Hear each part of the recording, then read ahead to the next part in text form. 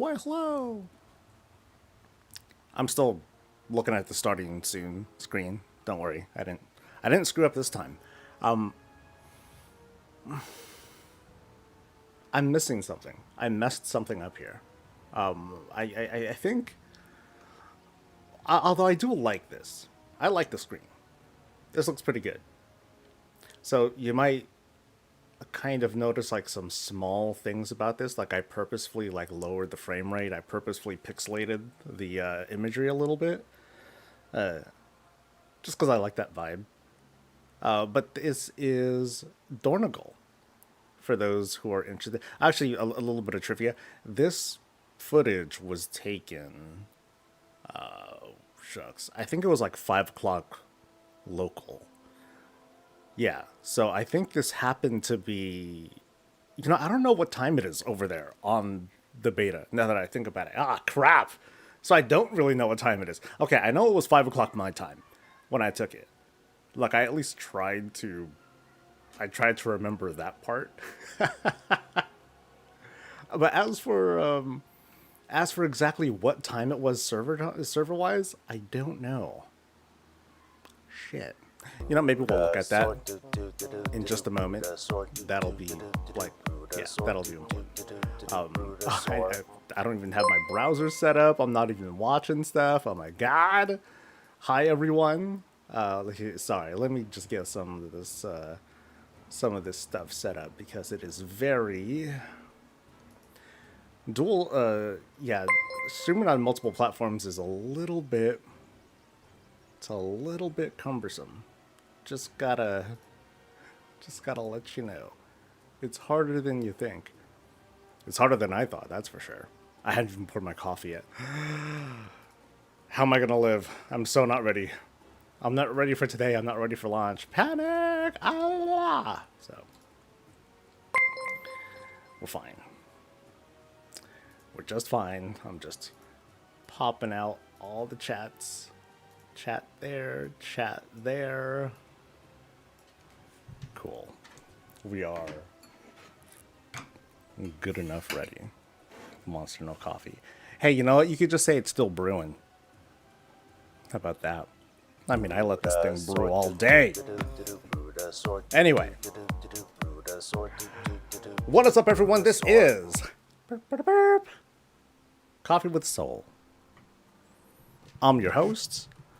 We're going to chat. We're going to talk. We're going to do a little bit of last minute prep, or I'm going to do a little bit of last minute prep. Cleaning my bags, as well as double checking some stuff on beta. So that way, when I want to start tomorrow, I'll start the way that I want to. Hopefully, bug free.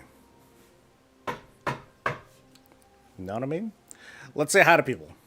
What's up to Phage? You're the first person to say hi, at least as far as I know, because I was having some technical problems earlier. What's up to Lotharo, Interrupted Dreams? What's up to Beat Chimp? You're the first person to say hi on YouTube. Hey. What's up to Phage and Boomer? To Seventh Swell, to Flan, hey. To Webley, to Nobody Needs to Know. Oh, well, too bad. What's up to Julie? I think I said Boomer already. What's up to Thorg? And to Jocks13 Raven, to Sticko King, to Lahida? I'll go with Lahida. Or Lita. Could be anything. What's up to Mando? Hey, what's up? Long time no talk. Hope you're doing well. What's up to Degreasemer, to Eris, to Tuscan Rio, to Atomic Panda, to Boomer, to your friend Mort. Hey.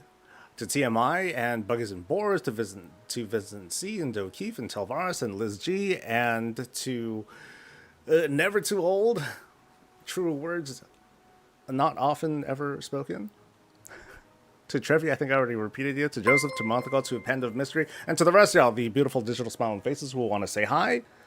All I ever ask of people is to drop in, give a buzz, hi, before you get to doing what you're doing, because, well, we're just here to chat and talk and keep each other, give each other a little bit of company, and I always appreciate it.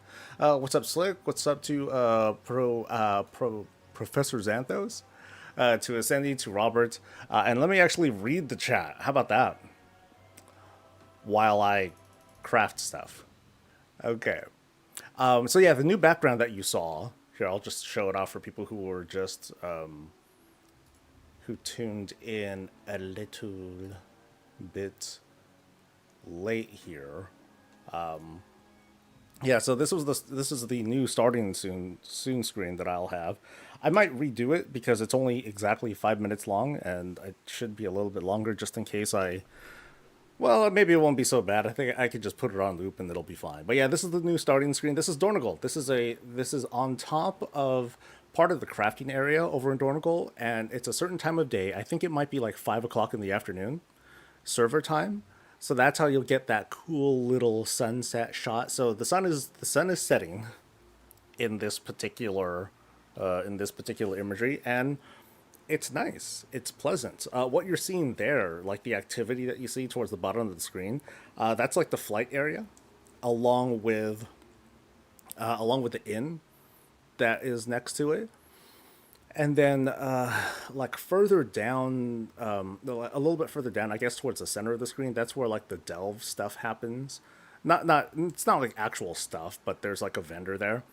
And then a little bit further to the right, just kind of down the street over there, that's where the auction house is. So things are like a lot of the things that you want to access are really accessible. And then like towards the middle of the screen and the bottom there, that's the stairs that lead down towards more of the crafting areas.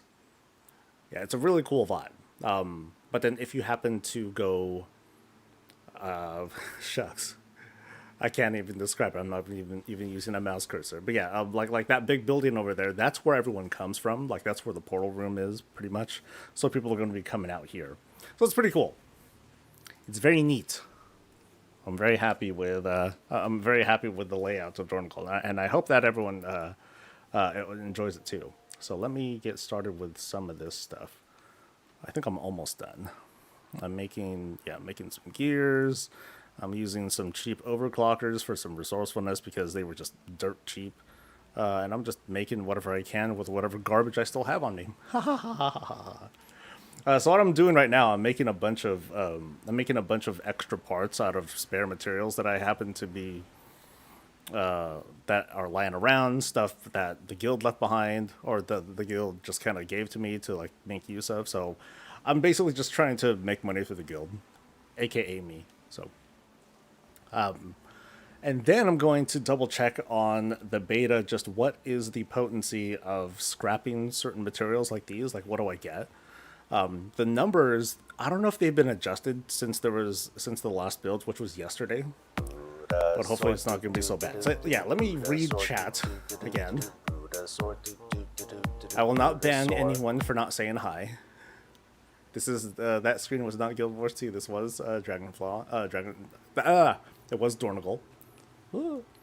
Hey, so my sister wanted to pass on that she's grateful to have been turned to your videos and love the add-on one. Yay! That was a tough one.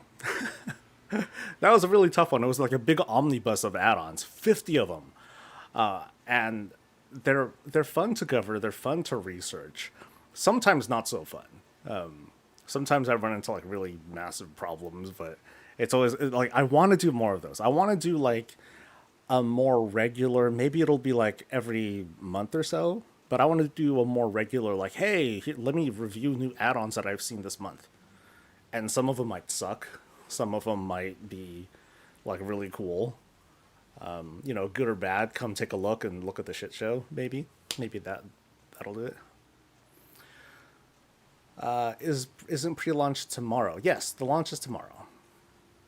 But today's the last day before, the last full day before early access. So I'm just trying to do whatever I can still.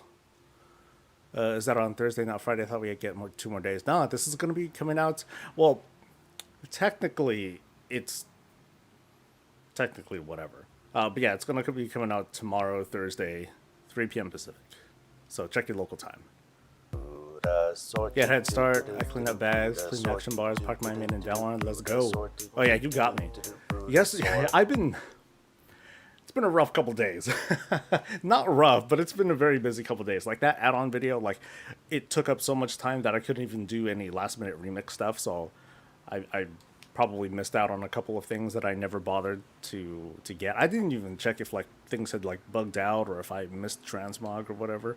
But I did see that I got like the major achievement stuff, and I'm like, okay, cool, I got that stuff, and you know, I'm sure I got a whole bunch of other stuff. So I'm good. I was cleaning up my add-ons because testing add-ons means lots of conflicts that I run into, so I had to make sure to clean that up. And yeah, there's just a lot to do. All right, let's see. Why do I have multiple paladins? Why not? I mean, ask around, dude. There's people who have like 30, 40, 50 characters because they live it. Like Hada. Nice. Okay. So I got that. I got it right the first time. May I ask why anyone would ever level more than one of a unique class when there's respecializations? I don't understand the point. A lot of it's a roleplay. I mean, okay, what you want to do first, Ascendi, is just ask that person directly because they're going to have their own unique answer. The answer for me would mostly be I want to have like a certain character have their own identity. So that kind of it kind of goes back to this conversation that I was trying to have with myself about collecting transmog for other characters. I mean, it doesn't have much to do with what you're talking about. But I believe strongly in having a story of each of my characters. But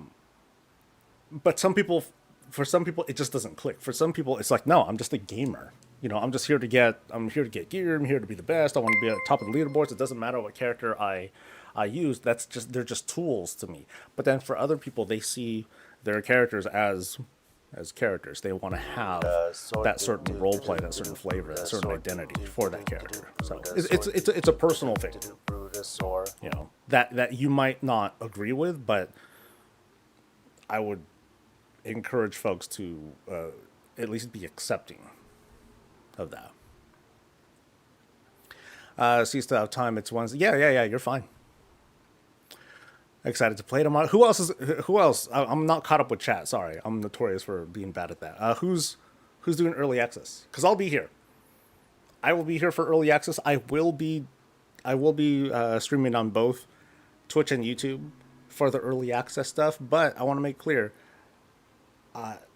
when we get to general launch, I will stick to Twitch, and there are 4 reasons. There are specific reasons, so I apologize for folks who don't want to watch on Twitch, but like there are promotions and other things going on, and what I don't want to do is cause confusion or awkwardness because, hey, you know, I don't want to tell, hey, YouTube people, go over to Twitch, it's time for me to do a giveaway or something like that. I don't want to do that. So, yeah, unless there's like a riot, I'm more than likely going to stick to Twitch during probably like the first week or so of the launch, and then I'm going to switch back to multi-streaming, whatever.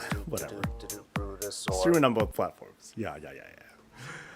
I wanted to ask you through the Discord, but since you're here, I have alts with all the professions. What do you suggest? I'm planning on leveling up my herbalism and miner, then Skinner, then maybe my tailor. I think you're good. Yeah, I think that is a perfectly fine plan. New player coming back. My first expansion was Shadowlands, but I haven't played since. You're busy, really helping me get back up to speed. Yay! Nice. Tomorrow's go time for early access or Friday. August 22nd. So for some people that might sound different. Okay, EA's on the 22nd, not the 23rd. That's correct. Let's see. If I'm going to gather in War Within, should I level my gathering now? No, you don't need to. You can just wait until launch. You can just wait until early access or wait until launch, and then you're good to go. I'm still kind of like keeping my mind open for if they release like a quick blog post that says, hey, here's what happens in early access to clarify everything. That way I won't be disappointed when the actual launch happens. So let's keep an eye out for that. And let's mentally prepare ourselves to be like, oh no, my plan's ruined, and we'll adjust to it. You know, we'll adjust together. Maybe I'll do like if it does post, I'll do a quick panic video. Oh my god, here's what's gonna happen. Add-on video is great, nice. Yeah, I try to highlight add-ons that are a bit more obscure. Definitely some new ones. So there's some add-on like add-ons are being pumped out all the time, brand new stuff. A lot of them are kind of like duplicates of others that you might have seen. So some people are like, oh, well, I already have something that covers that. I'm not going to do that again. But sometimes it's really worth taking a look at like what's new too. So I try to put a big emphasis on that. We're just talking about early access, Anon. All right, had a bunch of those, but added several as a result of the video. Nice. Sorry, this has already been asked a million times already. But what's the item that shows when you reach max concentration? That happens to be Craft Sim. So you can see it like right here. And it shows you in European speak when I am going to max out my stuff, when I'm going to max out my concentration. I think that this is a bit, I think this is kind of a superfluous thing, at least for me, because I'm going to actively be playing my character a lot. So I don't really care when I'm going to max out. The only thing to really care about is how much concentration do you generate in a day. That's the most important thing to really look at least for me, right? So that kind of tells me, okay, cool. If I generate this much concentration per day, I'm going to be able to make this thing once a day. So that's why I tend to look at this whole concentration thing like, oh, it's a daily cooldown that I eventually start like chipping away at until it becomes close to zero or zero. Oh. For me, South of France, just in Spain, I'll start tomorrow night. Yeah, it kind of sucks that it starts out like at midnight for you guys, right? For some of you guys. Have you ever thought of having Bob sing a parody of Hey Solstices by Train? Hey Solstice. I I'm very like I don't have talent. I don't have skills to like make all these songs. You know, my creative side on that end is very bad. I force it out, and so I'm very choosy about what I want to present to people whenever I do a closeout track. Like those of you who've been like really avid watchers of the channel, y'all might have seen like me have Bob produce a track, but you've only seen it like maybe once or twice. Cause then I'll be like, oh, I hate this. Or, you know, I regret doing this, and then you'll never see it again. Good luck finding it. Cause there's like two tracks that I can recall where you might have seen them like once and like that was it. Four paladins to oh, that's how far behind I am on chat. Nice. Let me try to rush through this. Okay. Dude has 12 warriors. Nice. Anyone have issues with the scroll of Silithus making your character fall through the world and get DC'd? I tried everything, even the Blizzard help thingy. No luck. Do I delete it? Delete the character? No, don't delete the character. Yeah, don't do that. I would say just put in a ticket and hope for the best. Let's see. Who had subbed recently? Thank you to Slit for the Prime. Thank you to Baconist Best. Thanks Plop for resubs. Much appreciated, dude. What's up to Stick a King and to Cosmodian and to Warcraft 24/7 Live. Hey, what's up to Thundering Horde? Thank you for resubbing. Thanks Mando for resubbing too, and to Puddle and to Webley. See, I'm like missing people like left and right, man. This is exciting though. We all get to share in the energy of like, ooh, there's gonna be a launch. What kind of disaster is it gonna be? Panic. You know. So this is cool, and I'll be here to share the energy with you. Let's see, a bunch of people gonna be doing early access. Nice. Since warbands were created, I decided I'll play play in level 4 characters. My other 20 alts will be used more like farmers for mounts and transmogs. Yeah, I think what I decided for myself. What I ended up deciding for myself is I'm going to level 3 paladins and a warrior. Or actually, I think it was 3 paladins and a death knight. Something like that. I'm kind of fascinated over having a death knight that's just constantly mounted, and I want to see how that plays out. I know very little. I know next to nothing about the other classes outside of a paladin. So, like the idea that I have is my main is going to do like, you know, the main quest line and all that. and they're going to knock out at least one of the zones worth of side quest content. And then some of these other alts, like the two paladins and Death Knight, they're going to focus entirely on some of these specific zones. But that's it. They're just going to do those zones. I don't even care to level them, to be honest. But I'm just going to have them do that stuff. And then once I complete basically Lore Master, then I'm going to just gather until the launch. That's the plan so far. I'm gonna attempt to level 75 by midnight. I think the leveling seems kind of brisk. Hopefully, we'll see what happens. Been watching all your recent videos on YouTube and prep for the War Within. You've been doing great work. Thanks so much. It's been helpful. I'm very excited for early access. Hello for England. Hello. Friday, but Thursday I'll be watching Twitch. Right on. You only got basic. Hey, that's okay. For folks who are like, oh my god, people are paying for the real access and everyone else is forced to wait. Like, don't think of it like that.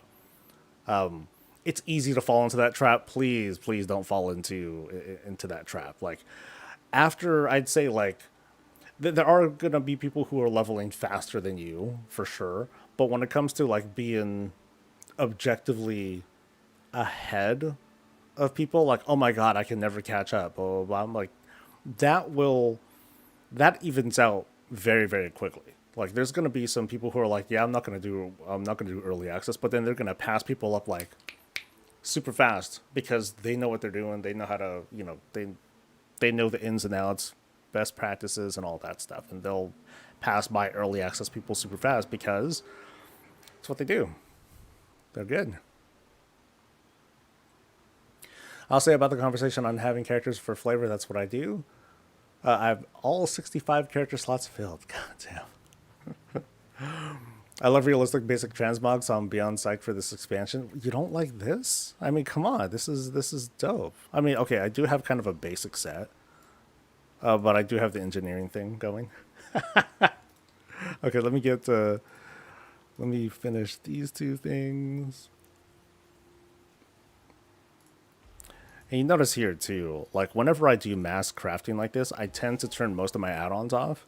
Here I don't. I have everything on, so I have like, I'd say you have like the stutter. And you see it with almost everything.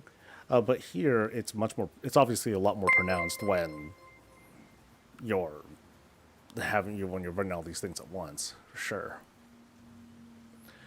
I'll be working most of the day and will be loving on early access, but I did not take any time off until Mythic Plus opens up. Cool. Because that's what some folks are waiting for. Like, I'm trying to, in advance, put together guides for next week. So I'm like I'm putting the bones together, a little bit of script writing, but I'm putting a big focus on, okay, I guess I could just keep crafting this now.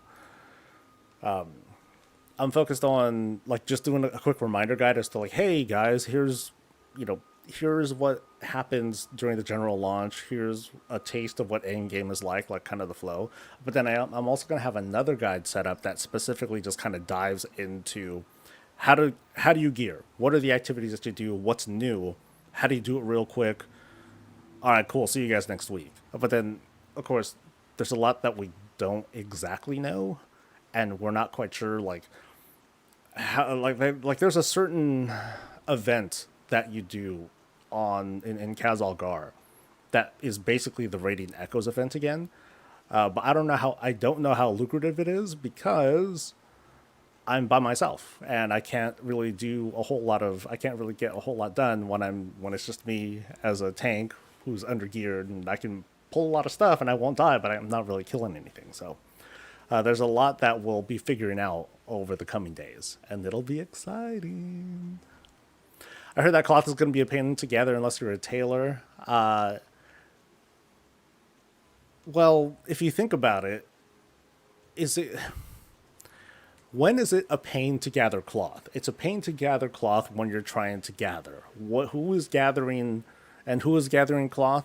Tailors. So I disagree that cloth is going to be a pain, but cloth is definitely going to be less plentiful than it has been in pretty much all the other expansions. Because you're right, only tailors are going to be able to collect cloth, but tailors are really the people who need cloth. So, no. Well.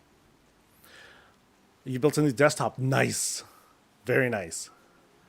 Got all my schoolwork for the week done to game tomorrow after work. Nice. Are you expecting like queues and lags during early access? Absolutely. Absolutely. I mean, think about gaming, period. This is like the whole early access or launches having a problem. This is not a World of Warcraft thing. This is a gaming thing. We've seen it across the board. Everyone normally has problems, and it sucks, and it shouldn't happen, but it's also the reality that we face, and so we should be prepared for it. I'm planning on buying the mats that I'll need for the professions. What is an estimate on how much I should set aside for it? Minimum 100 grand. And you'll burn through it quick because gatherers are dicks, and they will get away with whatever they can get away with. So assume that 100 grand will go away, and then like a week later you'll be like, "Fuck, this 100 grand that I spent, like I'm only spending like 10 grand for it now." Like it's pretty wild. And add on the estimates concentration on alts will be helpful to keep track. Yeah, CraftSim does this, so you could kind of see here. It's hard to see, but you can see when I do the mouse over, it shows both. It shows two Solidins, or it's not two Solidins. It shows, right now it's just my character, but I'm pretty sure that it shows your alts as well. So if you want to keep track of that sort of stuff. Hello, Manticore, or hello, lady. Bob's one of my favorite things. It's brilliant. Thank you. Can you have alts in the city at the same time you're leveling your alt and still have them benefit eventually from the XP increase? Or do you have to leave them out, leave them not in the zone, if you know what I mean? Dornigal is a rest area. So right now I am in a rested state. I don't think you can see it here, can you? Okay, you can see them Z's coming out.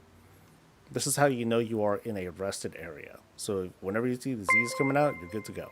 And you are accruing rest XP. You know, I know that I'm totally not caught up with chat, but I'll ask anyway. Do you need to log into your characters after the expansion launch to start building up rest XP? Because out of paranoia, I do it. Some people have said that no, they didn't have to do it. I don't believe them. So let's see what you guys have to say when I get to the chat in X many minutes. If you want help producing a Bob track, I got you. Joseph Sandford, can you do covers? If you can do like covers through like FL Studio or something like that, I'll want to talk to you about that. Because I have the hardest time trying to find a good free, you know, someone who doesn't ask for credit, a good free like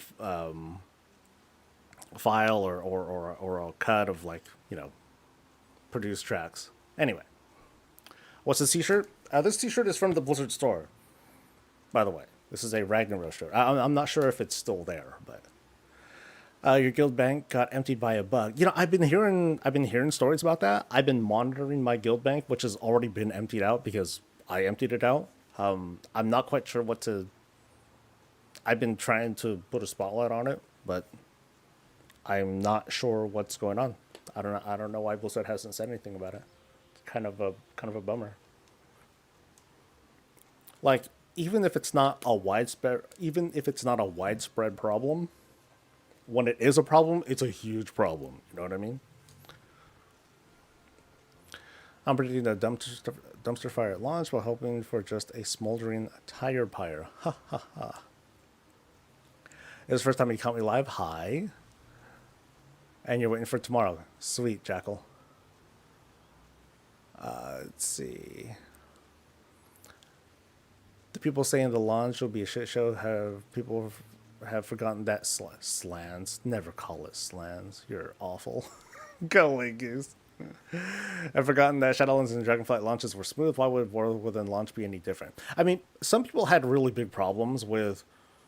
Well, Shadowlands, I think, wasn't as problematic. Dragonflight, though, people had the whole thing with the boat not working right, and that caused like some delays, but not nearly as bad as like, Warlords was by and far like the worst, and Blizzard since they've learned from that, and things have been overall a lot better.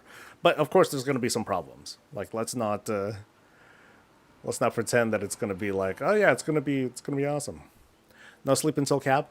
I I don't try that hard to level, but just to, I have a feeling that if you just kind of like really sit down and you just like go go go, but you're still like reading some quest stuff and all that, you're looking at like 10 or so hours to max out. You can definitely do it faster. You can definitely go slower. But I'm going to say like 10 hours is a pretty comfortable spot for you if you're like trying to be like, oh, okay, let me see if I can get through this before the end of the night. Try to, have 10 hours in mind. You have a spreadsheet for all your alts? Oh, you guys are wild. You're at 1 a.m. Friday, but I took the weekend off. Nice.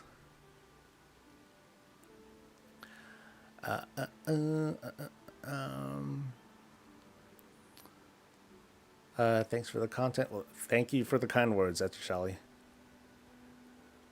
Is Ceravite bolts a thing for engineering? Yes, it is kind of a thing. Let me keep crafting. Since Microsoft bought them, they're on Azure servers is my concern. If they're not, it'll go well probably. I'm pretty sure that even in the couple of months since the buyout, they didn't just move everything that fast. And why would they move that stuff? That's just like, hey, let's cancel all these contracts that we have with these other servers and stuff. Let's just dump millions of dollars because whatever. So I'm not quite sure, Rudy, if that's the case. How many times do you think the maintenance is going to be delayed? Lol.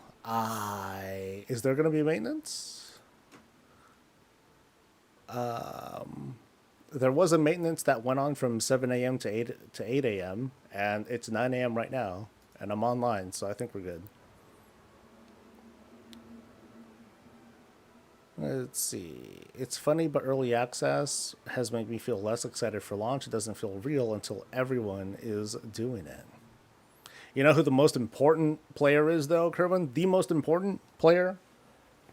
You. That's it.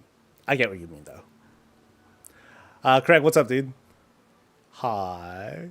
Almost home for Panic Pro 2. Yeah. Dude, stop with this resourcefulness. I'm like, stop being so efficient, Soul. I'm just trying to finish this thing. Cool. I am clean. Okay, is there any cheap, rousing fire to pick up? There is $1.66. I could go for this. Do I want that many? Nope. I want to test first. Let's get out of here. Hop on to beta.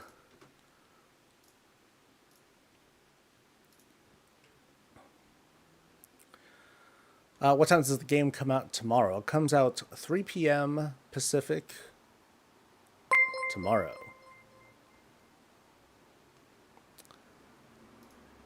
Because Microsoft puts everything on their servers to save money. I have no info, just a sneaking suspicion. Well, I would encourage you to hold off on the sneaking suspicion until some media person says so. For now, relax. It's all good. Okay, so let me copy these materials over.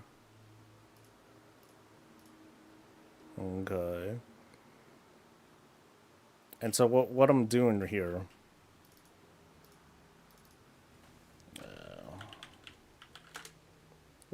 is just transferring more of these like materials to scrap because I want to see what the results are.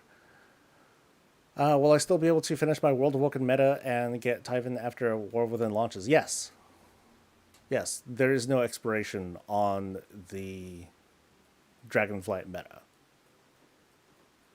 For someone who doesn't plan to raid, just maybe do Mythic Plus and Delves, what profession should I try this expansion and stand out? There's nothing you need to try out. If you're just going to do Mythic Plus and Delves, And if you're also not going to hang around and wander the land and stuff, that's tough. Because you could still do anything. But yeah, that's a tough one. I mean, those two conditions aren't really enough for me to be like, oh, this is what you got to do, or this will be like, this will work great. Yeah, I don't have good ideas for that. Which is also me saying you can do whatever you want, and you'll be fine. Kind of a cop out, but otherwise I'd be lying. Should they kill skinning and put it with leather working like cloth? No, because you don't skin people yet. No.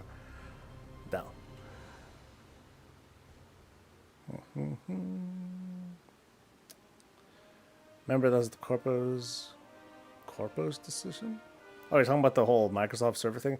That's not the it's not the it is the Corpo's decision, but it's more like the engineers. What are they going to say? They'll be like, "Why?"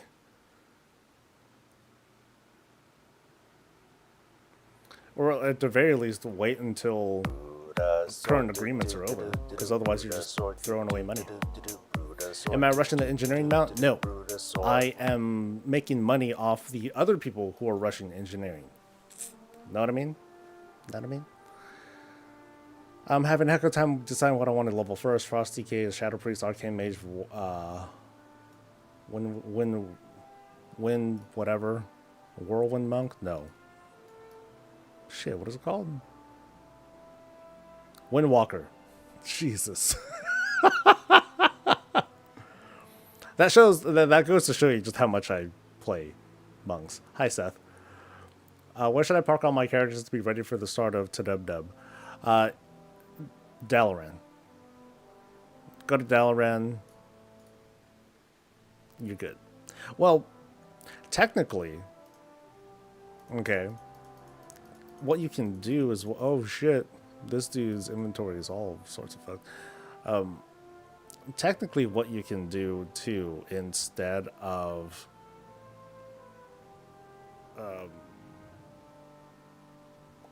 waiting in Dalaran, your main is who should really go there. Your alts can just do the skips. You know what I mean? So, like, they're kind of fine there.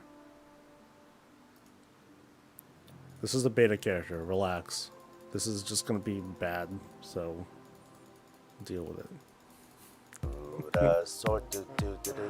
Alright, so I'm mostly just here to scrap stuff, so because I want to see the results of this thing. So let me double check. So this guy has the scrapping talent to get stuff.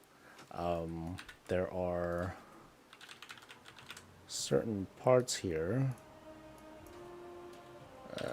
Let's see, then there was this thing here and these things here. So these are the items that I've gotten so far from, you know, special items that you get from scrappings. But what I'm gonna do is I'm gonna get rid of these. I don't need these.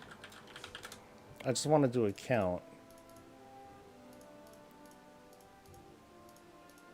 of what we get here. So we'll keep an eye on this. And let's go through. We'll start off with bolts. We'll do not exactly a stack, but we'll just kind of get started with this, and hopefully it won't bug out. Please don't bug out. Oh, I hate this.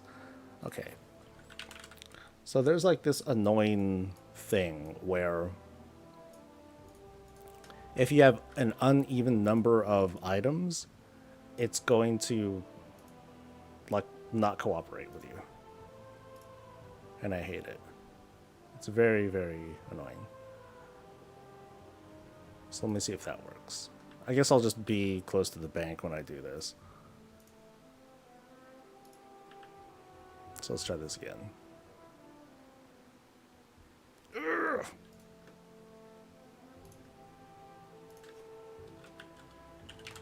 See, this is what we run into, friends. Okay, so bank. Is it because of that one? It really doesn't like uneven stacks.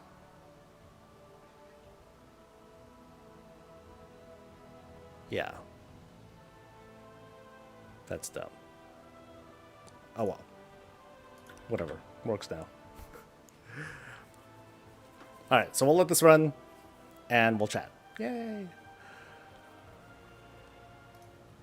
What happens to the guys who don't have early access when early access opens? Like they just won't be able to access the quest area? Correct.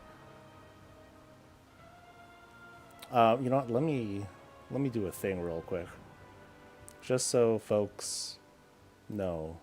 Early.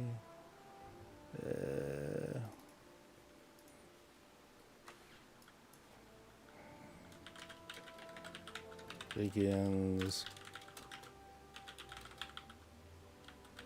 August 22, 3 p.m. Pacific. Check your local time, smiley face. A lot of people just keep asking it, so I might as well just have this here. So whenever you see that question, chat, just hit the, do the little up thing. Point up, whatever it takes. All right. Everyone I have had say anything about this, the answer is yes.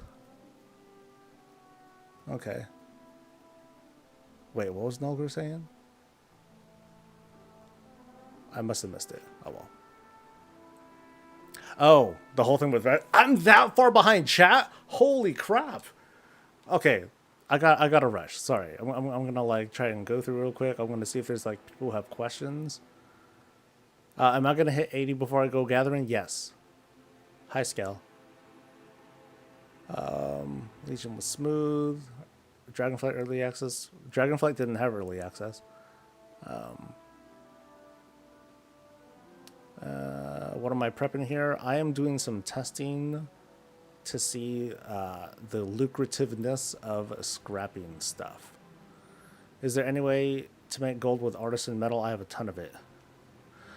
What you should have done, if you could, would be to just make crafting materials that needed artisan metal. So for me, it's like alloy.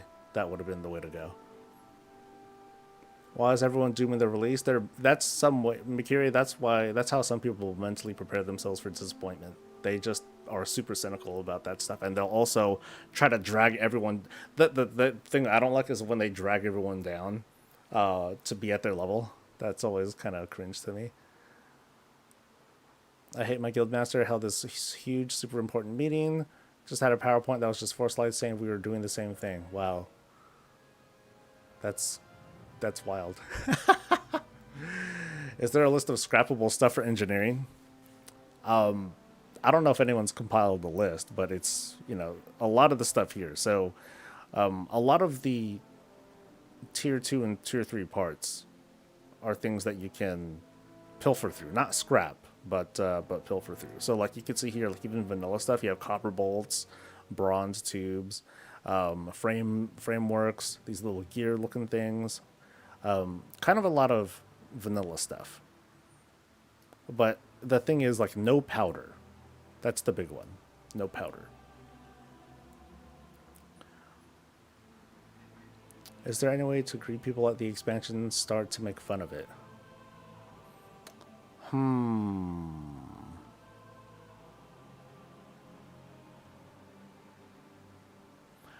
Nothing that I could easily identify. No. Did I go through a whole thing? I guess I went through a whole thing. So I got all bolts, no other stuff. Okay. So what about gears? How are we looking with gears? Please don't fuck up. Please don't fuck up. Please don't fuck up. So you can see here, it's hard to see. I get a lot more scrap, for sure. Oh, actually, let me...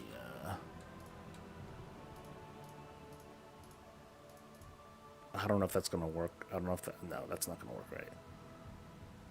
I'll just leave it. I guess I mostly want to see if I get any blue stuff. Anyway.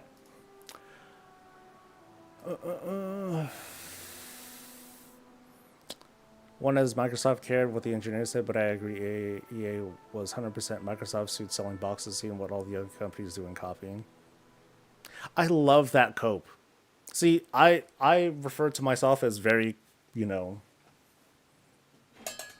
I run off copium. Like, dude, just full of it. Anyway, but to say, oh, it's not Blizzard that decided this. No, it's definitely a Microsoft thing. That's why they're being greedy.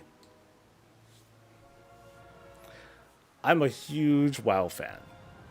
You know, my livelihood depends on it. But I'm not going to be like, oh, yeah, Blizzard never would have done this if it was just them. I'm gonna say it's like, I'm gonna say with 102% confidence that Blizzard was just like, hey, this might be cool. That's it. Am I okay? I'm fine. Hello, Tracy. I'm so excited for War Within. I'm trying to decide who to level first. I'll be playing with my friend who's a paladin, so I may do my priest because I don't play her very well.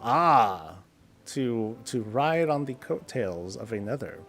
That's not a bad idea. Just make sure that you're learning along the way. You know what I mean?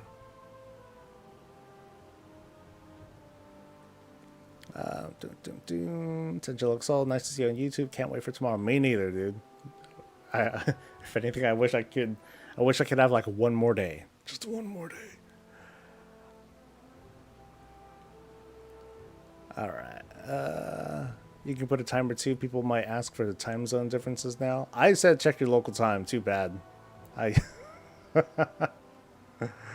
I'm ready for the maintenance within. Nice. I like that one. I had a cute little meme. Okay, not really a meme. I called it the War with Ian. Ian. Little accent, but maybe you'll get it. Maybe not. So, War Within Engineering works with Dragonflight stuff. Yes, you can pilfer through Dragonflight stuff so you can get scrap. And then with this scrap, you'll be able to do stuff with it. Help me decide between a Warlock and a Mage. I am a Mythic Plus enjoyer.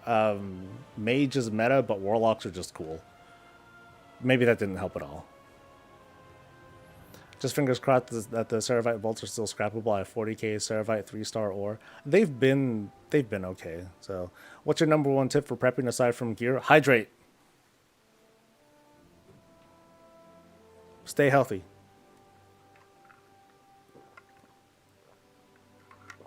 Your leveling slows down when you're dead. You know what I mean? Ooh. I've been getting assorted whirly gigs. Okay, I didn't notice this. So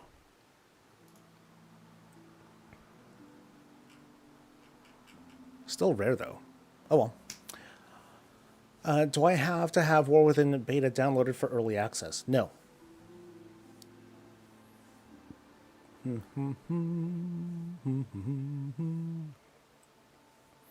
I've got Epic Edition already, but do I have to pre-download anything for Blizz app, or does it itself? Nope, you're fine. I want to see early access sales numbers.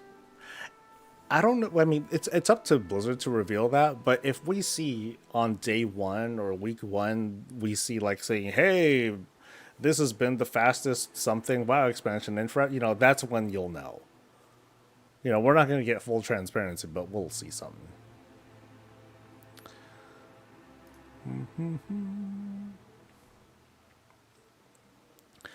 I had to delete 5 characters to make room for the Earthen. I only have 3 characters below level 70 now, thanks to Echoes. That's a lot of characters, man. How's everyone going with their remix alts finally out on parole? Like, I logged on to one of them. I took a few steps around Orgrimmar, and then I logged off, and that was it. Launch as the official time zone for yourself on it and launch early access. Oh, so is it on the... Where's my launcher thing?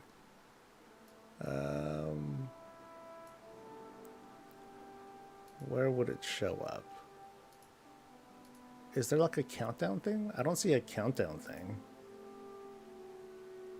Oh, okay. So if I hit the home button, that's where we'll see it. That's where we'll see the little countdown thingamajacker. Cool. Otherwise, it's not. It should be here too. Blizzard, bros, come on, get with it. Does the knowledge from Dragonflight still have an impact on the crafting for War Within? No. Let's see. Loving Affliction Warlock now. Cool. Every time the game crashes or lags out, 5 push-ups. Well, you won't see me on camera, so you'll just have to take my word for it. Oh, I've got to do it again. How much early access is going to be done due to maintenance? Do I think 0.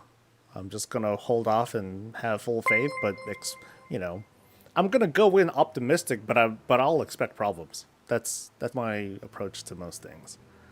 It's like my favorite to watch, and you always have a lot of info to take in, and you're easy on the ears and eyes. ... Lol. I don't know if that's a compliment or not. It's like, yeah, you're easy on the ears and eyes. A big eye roll. Lol. I'm just messing. Scrapping seems like an overnight process while I sleep.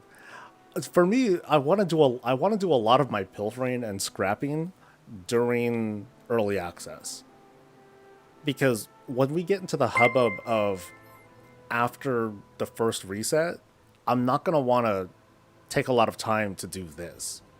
You know what I mean? So early access to me it's the time for like the really mundane. It's kind of mean for me to call it mundane work, but things like leveling and this, I just want to I want to get that out of the way.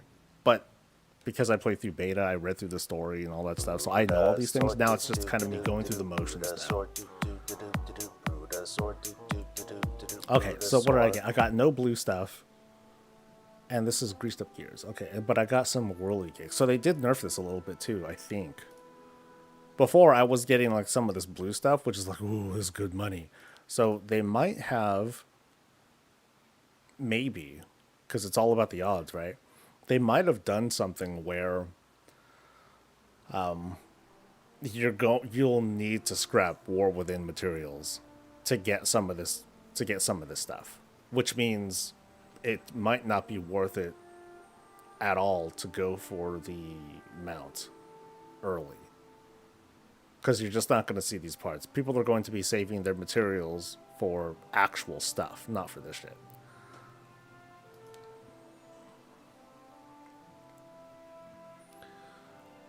I know it sucks to miss out on early access, but I do think it'll make server load between early access on launch smoother. That's a big maybe. I mean, it'll reduce the server load, but I got something. Shit, yeah. Okay, never mind. There goes my theory. So shock spring coils are a good idea. Thank God I have a fuck ton of them. Anyway. Don't forget to log in to all your remix characters and claim the gold you get from the bag. So the gold that you have on your person, on the remix character, it just carries over. So I happen to have like about 15 grand on my character, and I just had 15 grand, but then there was also a little baggie that had 2 grand in it. So I'm like, oh, okay, cool, yay. Okay, I've been playing since launch. Every time friends move servers, I just re-rolled, then the unified list, and came, and oh my god, it's a lot. It is a lot. I wanted to get my friend into WoW before the expansion. Let's just say he's addicted and made 10 level 70 characters in 1 week. One of us. See, that's the beauty and horror of like all these like super fast catch-ups. It's fast, man. What is the unclaimed gift on BattleNet? Great question. What is it? It is... Oh, I could have swore I claimed this already. Yeah. Oh, oh, no. So my other account, I let it lapse because I'm not really using it for anything right now. But if I did need to get something from it, I'm going to save this 1 day of game time for that other account so I can like quickly get onto it real quick. So yeah, that's why I'm holding onto it. Wait, when does it expire? Shit. It expires Oh, forever from now. Okay, we're good. We good. Loving the Warbank, but I still have my bank tunes. I have different ones for cloth, or etc. I'm a hoarder. Lol. Okay, that's a lot. If you're holding on to material still, could have handled FOMO, so I just purchased the Epic Edition. Oh no. I don't like encouraging the FOMO, but oh well.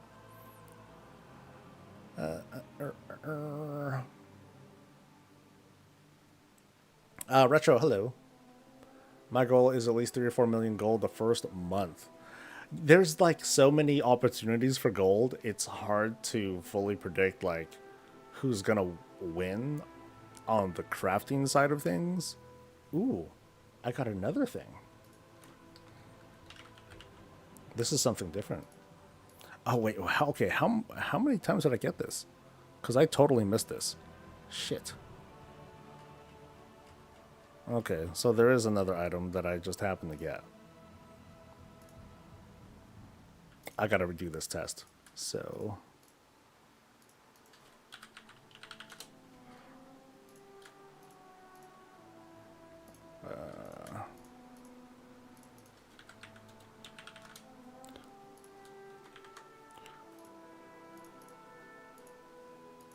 So let's go back to these. Okay, so these are the 5 possible things. We'll do a fresh thing of coils. And let's try again. This is the glamour of testing, guys. Isn't it great? Gosh, so entertaining. I really hope there aren't too many issues. How upsetting for you to pay a bunch of extra money for it to not work. For me at least, like I did a quick survey. It was a small sample, but most folks, the majority of folks, while some of them did buy the Epic Edition strictly because of early access, most folks, they bought it because they wanted the Epic Edition. You know, they looked at the value prop. It's like, oh, I like having a little bit more tender. I want to have like these extra pets and cosmetics and stuff. And they look at the, between the heroic and the Epic Edition. And it comes with game time. Well, shit, this is kind of a no-brainer. They're getting so much stuff for it as well. So it's really like a matter of like, did you get anything but the normal edition? And I would say like the people that got only the normal edition got it mostly because they don't see a value prop for the heroic and epic edition, and it has less to do with the early access. Now, of course, early access, it changed people's minds, and I think that's a space where the criticism is warranted. But I would say like the percentage of people that went for that is smaller than we think, but they're there though, for sure. Love the crafting videos. I hope there is hope for solo crafting. There is hope for solo crafting. Yes, and that's something that I really really wanted to emphasize for, kind of as an answer to the critiques over Dragonflight, is that there is in fact a market for people who just want to make stuff for themselves and sell stuff on the auction house. It's not like, oh, I want to sell this cool sword. It's not as glamorous, but I don't remember it ever being that glamorous in the first place. It's like what I used to do was just put up a whole bunch of armor or weapons or whatnot, and I would just keep, reselling shit on the auction house, or repost wars. Like those were, wow, that's great gameplay, right? Oh, different problems, I suppose. Did I miss anything? I think I missed some subs. Let me give some shouts. Salty Place, thank you very much for subscribing. Peter, oh my god. He's back. I'm really behind on chat, but yeah, let me know how you're doing, dude. Thank you for gifting, Alcar. Oh, and I'll make sure to remind folks during early access too that the promos haven't started yet. The whole thing with gifting 2 subs and all that. Thank you by the way for gifting though. I wonder if someone who doesn't have early access can be summoned to Dornigal by someone who does. Sorry if this was asked earlier. I didn't get in right when the stream started. I do not know. I have a feeling no. That would be like the one thing that you can't do. There are other things that I'm not quite sure about either. Like, can we purchase items from the auction house? Can we trade it to other people? I have a feeling that we can, but we'll just have to see.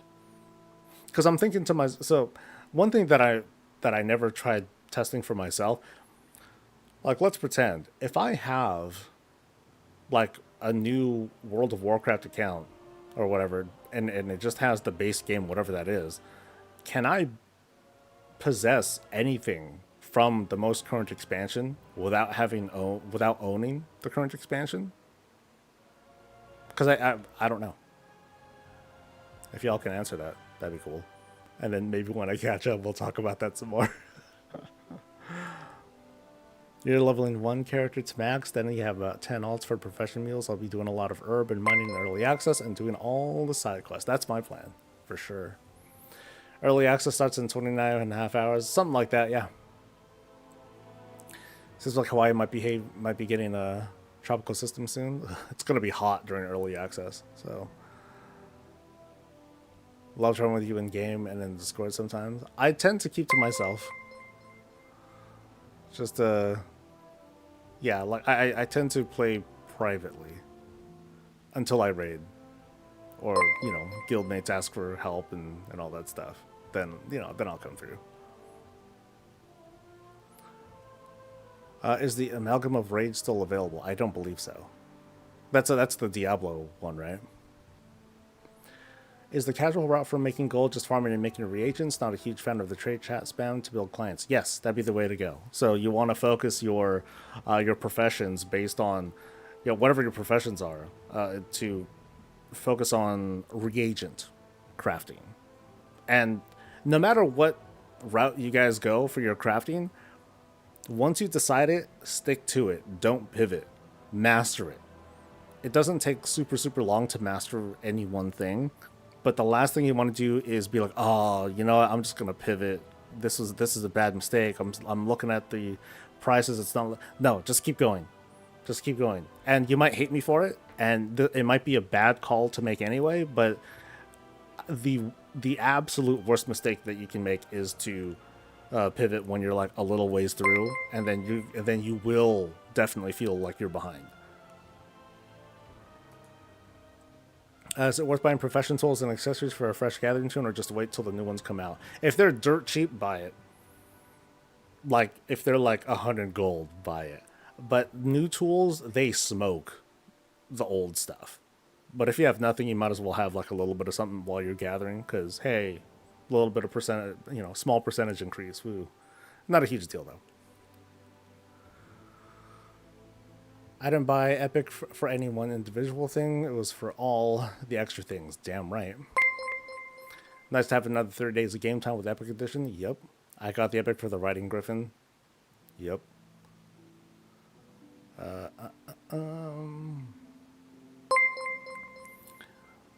I forgot I was mad, but then you realized that you bought Epic. Oh, whoops.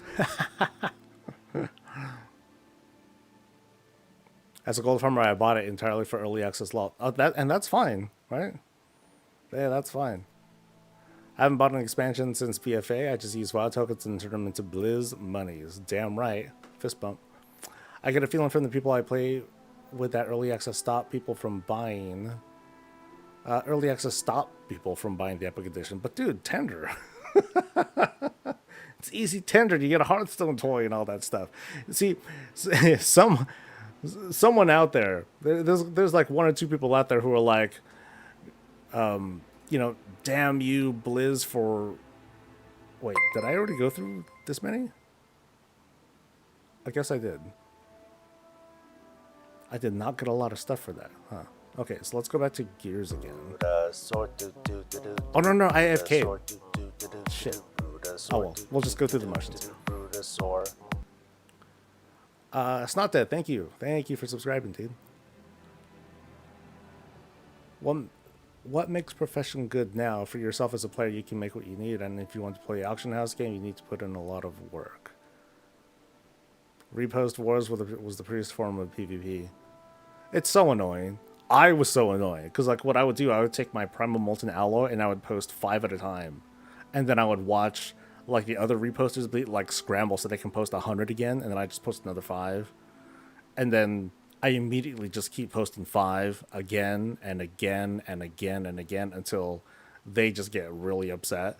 Meanwhile, I'm watching anime, and I'm like, just going through the motions. Let's post another 5. Lol, lol, lol. And when I'm done, then I'll pull everything out, do it all over again, just drive them nuts until I'm done.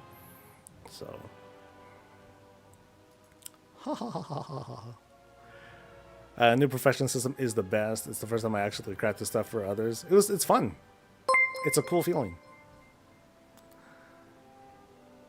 Let's see. From a money-making perspective, do you think the mount from engineering is a better thing to spec towards versus engineering potions over time?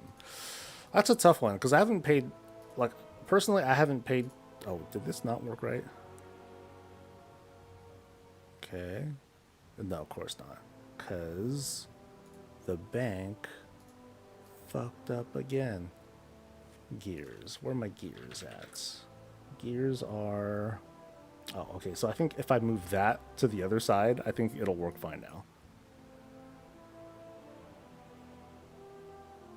Of course. Stupid game. So anyway, as for which thing to spec for, so here, if you take a look at this, like 10 points here. Oh, I don't have Blizz move on. 10 points into inventing lets you start accessing this thing where you can pilfer for these mount parts. But then there's other things you can do too, like if you want to go for profession gear, you have to put, I think, like 15 points here. So you don't really go that far if you want to eventually spec for both. But as for engineering potions, oh shucks, I think it was here. I think the bomb spec one was explosives. Yeah, I'm pretty sure it is. That I'm not sure, because it's really, I would say like the most use of potion bombs will come from Mythic Plus, and it's gonna be like the healer that throws those down. So it's, I don't have a good answer for that, to be honest. I'd be kind of pulling an answer out of my ass. Can we level using the memory event? As far as I know, no. And I would say that would be an inefficient use of your time as well. Thoughts on the Scott Johnson and Chris Benson interview? It was nice to hear, like the not lamenting. It was just nice to hear the Metzen talk passion.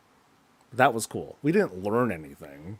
We didn't learn anything substantial other than like this, kind of dropping hints that Illidan may return in 13.0 for Last Titan, which was like, hey, cool. But what about what's going to happen in the next couple days? But it's cool. It felt a little bit hypey for me. It was fun. Which engineering tree do I need to spec to pilfer? I'll just put this up on the screen while we talk some more.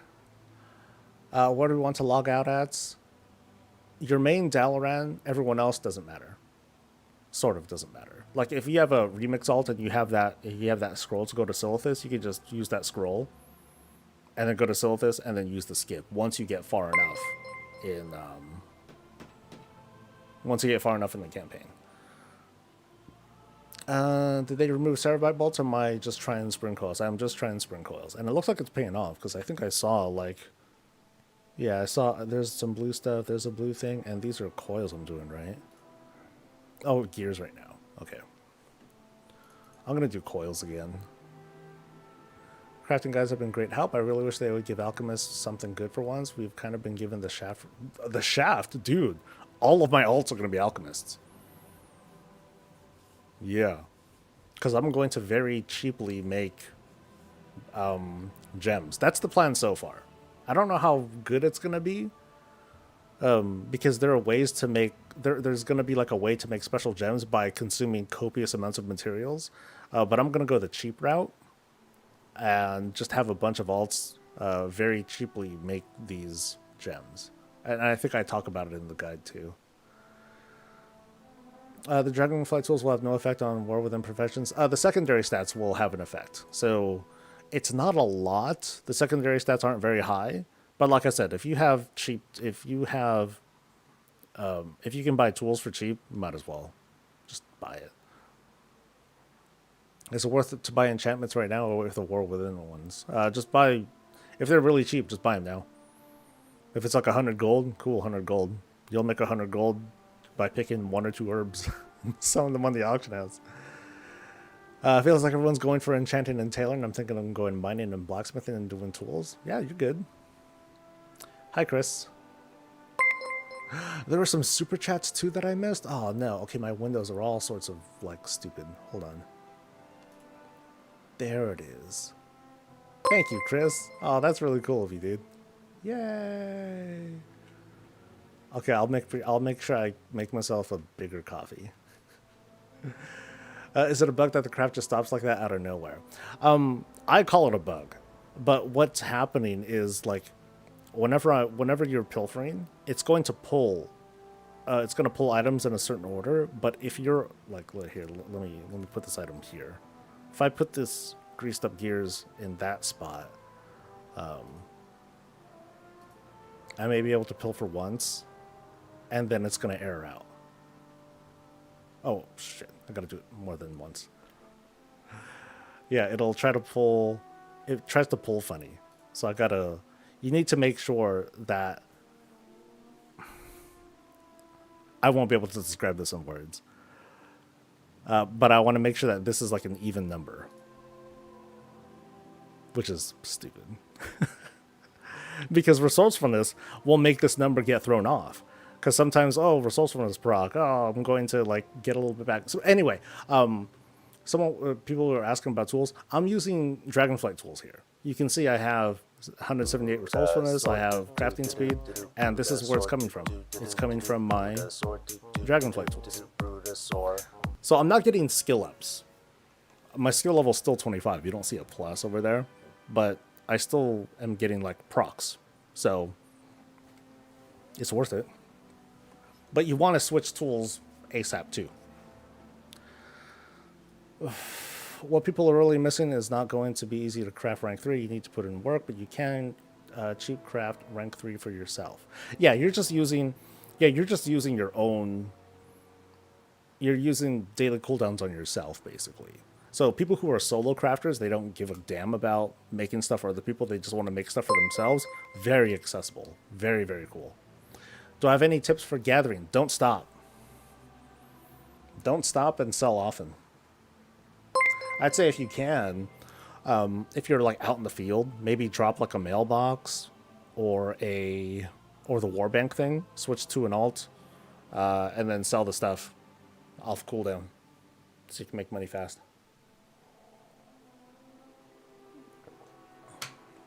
That's what I suggest, at least.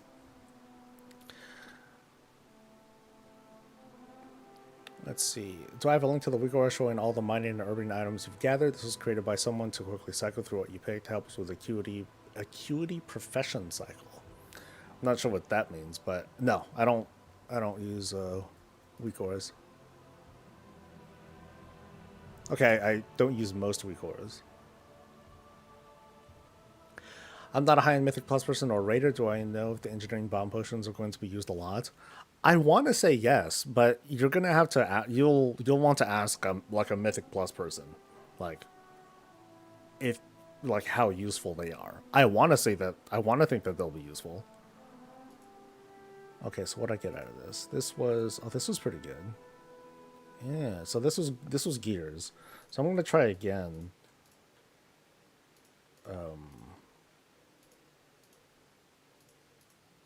Yeah, I'm gonna try again with that other stuff. So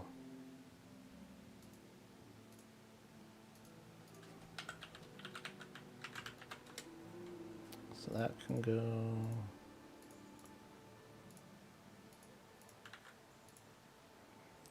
Okay, so back to coils. Now, where's this going to pull from?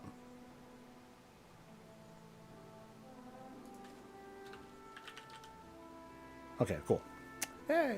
Back to work. I consider switching to herbalism to sell at the beginning of the expansion. Not a bad idea.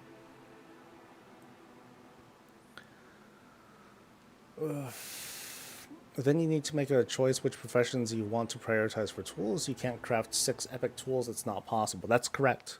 So even like for consumers, don't race for tools. Don't race for blue tools. Not right away. You're gonna be making choices because you're only gonna get maybe like 1 blue tool during the first week of the expansion, something like that, give or take. There's a lot of info that we still aren't quite sure on. But you can opt to make yourself a tool like kind of early. Other crafters, they're going to be using their acuity to buy recipes to make tools. So, you know, you're going to have the market of people who are making tools, the market of people who are having them who are having them made for them. So, what are you going to do? I have my own plans. I don't share everything. So, it's not that important because not everyone plays on my server. And when it comes to profession tools, that's a server-specific thing. But I'm not going to tell everything.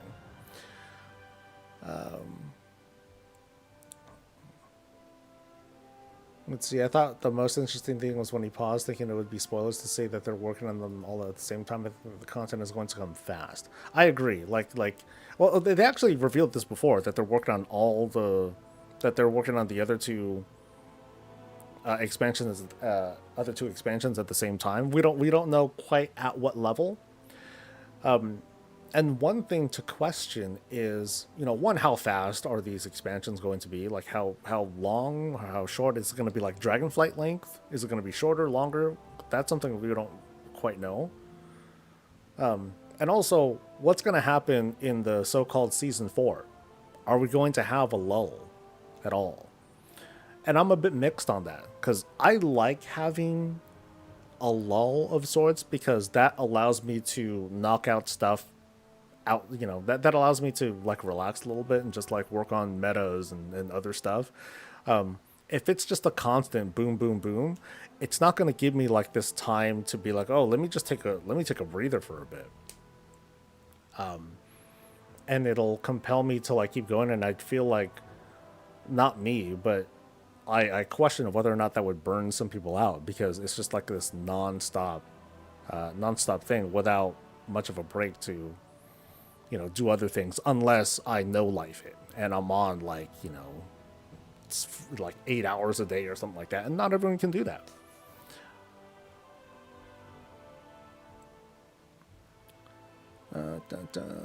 Let's see. Will I miss perception? Nope. Nope. Hey, hello to co-react. Co-react or co-react? I'll go with co-react. You're gonna go mining and herbalism? Nice. Can you help me find a tank and healer for the Dawn of the Infinite Mythic?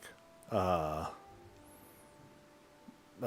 mean, Group Finder is what you usually want to do for that. I saw the interview. Did Metzen really allude to an Illidan comeback in regards to the removal of the sword? Tell me I'm not crazy. I think he did. It's not really a spoiler. Like, I figured that Illidan's going to come back. I mean, this is Last Titan, it's hard to not see the Pantheon, and then we'll find out what Illidan's been up to. So it's like, what has Illidan been up to ever since that fateful day when, you know, he left everyone and separated himself and got stuck with the Titans? What's he been doing? Is he teaching Sargeras to be his, like, little gimp bitch? You know, just whipping him into shape? Are the Titans like, who the is this? Stowaway, dude. And then they, like, enslave Illidan and turn him into like their little Titan puppet. Because really, what's Illidan gonna do? Fight back? No, he's gonna have to smooth talk his way out of that one. Good luck. I'm really cute. Oh, I know. Most of my wife gets really mad whenever I say that. Oh, you look good. Oh, I know. most of my most of Goose's ults are going to be tailoring alchemy for the concentration. I'll be using my ults to concentrate rank 3 threads. I do wonder though, like how when I was doing my coverage on on tailoring, I wasn't very wowed about what you can make with these special threads. Like, is it that great? I don't know. People who play as, warlocks and mages and priests, like, they'll be able to give a better answer, but I'm just like, doesn't seem like that big of a deal. Maybe I missed something. Hey, Grim. Random question, but what's your go-to prop ballot and outdoor build? Just the same as the dungeons? Kind of the same, yeah. A lot of, like, after a while, I just kind of forget to switch to an outdoor spec, but typically I just focus more on DPS stuff, so it's more of a Mythic Plus build. Am I leveling it with War Mode on or not risking the PvP? I tend to not do War Mode, especially not at the start. When it's at the start, that's where everyone is. And that's going to feel kind of awkward. If anything, I would consider switching to War Mode when I get to the 3rd zone. When I get to the 3rd zone, that's when I'm going to be doing a lot of side quests. That's the plan. And so to that, I'll get the most out of... I'll get the biggest bang for my buck if I go for War Mode then. But if I start running into trouble, like if I think I said this in a video somewhere, if I die twice in an hour, I will consider that like not efficient time and I'll turn War Mode off. So there's no harm in trying. Okay, there is harm in trying. But I can reduce that by, staying on top of my shit. Okay, so what did I get out of this one? So out of the coils, I got just 1 pummel-proof plating. I'm going to do another round. Because this seems pretty random, I must say. Okay, so I think I have that lined up. And now this should run fine.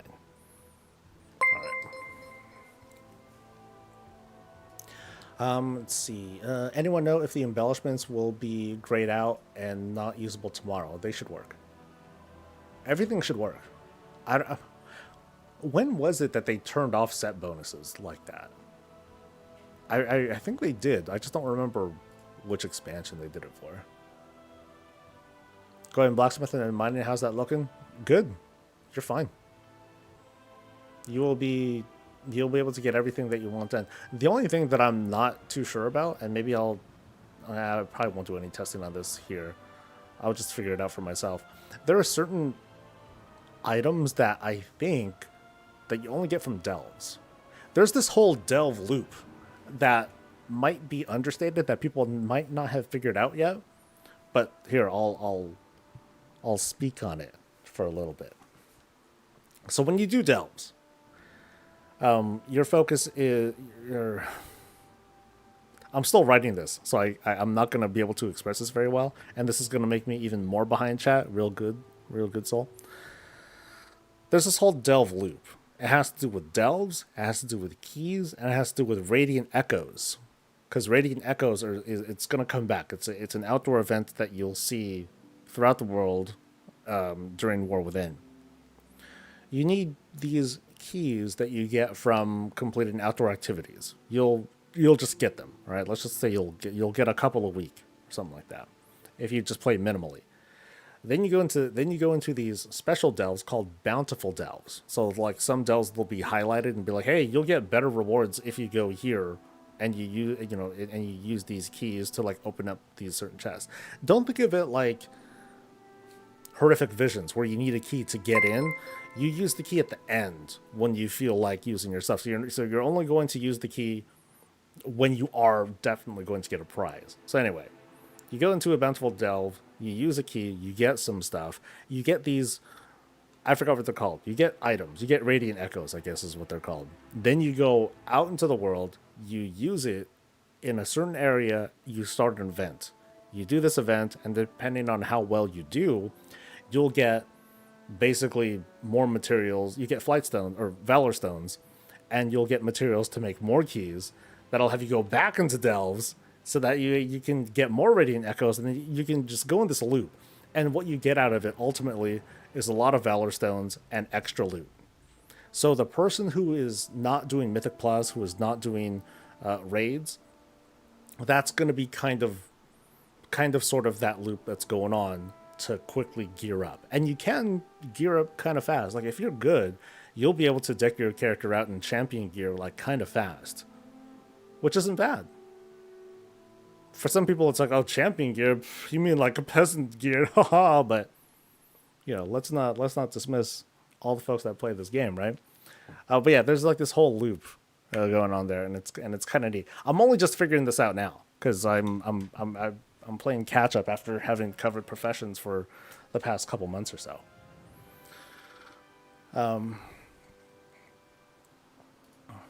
I loved the lull at the end, time to slow down, screw around, and relax a little bit, but not wrath lull. That was insane. So much jousting. The wrath lull was kind of tough. Oh, shoot, the end of wrath was kind of tough. Period. Because, ooh, look at that. All right, you've seen it here. This motherfucker, this thing costs 1 million gold. 1 million gold to buy this thing off a vendor. I got this thing off a shock spring coil. Clip that shit. Someone on Twitch do it so that way, and then spread it around so people will know what's happening. There you go. Just stare at it for a little bit. You need 5? I thought you just need 1. Where's that recipe? It's somewhere. 1. Wait, I got 2? Shut up. Where'd I get another one? Wait, what? Wait. I've had 2. When did I get the first one? Oh, man. 2 million gold, and out of nowhere I got the first million. Shit.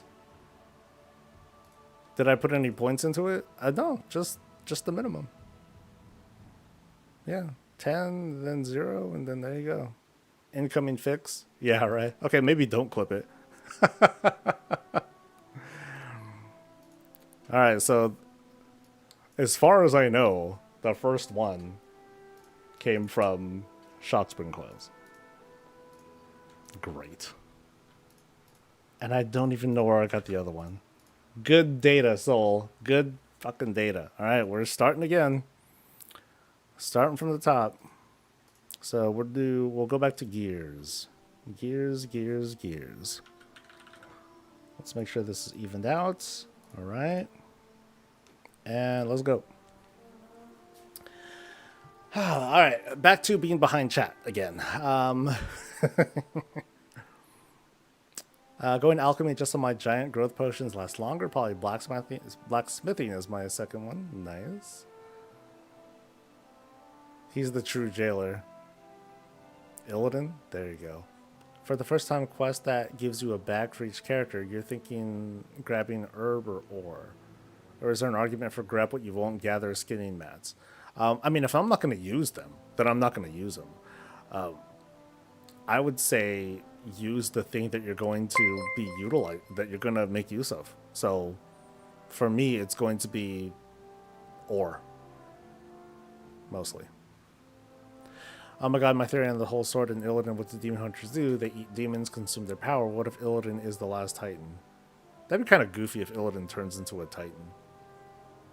Spoiler alert, Titans escape in a magic hot tub. Only your early access PSA on top. Say to Pocket Dalaran? Yes. Good idea.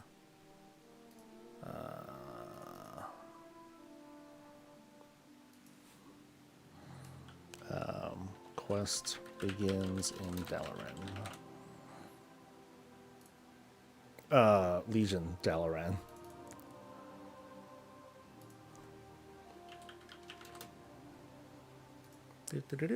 Thank you.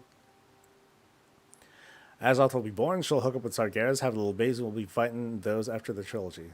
Yum. Illidan eats Sargeras. What was your last video with a screenshot of text talking about kink in chat? That was weird. Yeah, I needed a screenshot, and that's what I got. It was worse, actually. I cut off the really weird stuff. So, do you think they'll ever add another auction house mount like the Brutosaur? No. I think they've said that they don't want to do something like that again. Such a nice feeling flushing through your reagent banks and waiting for the opening. It's nice.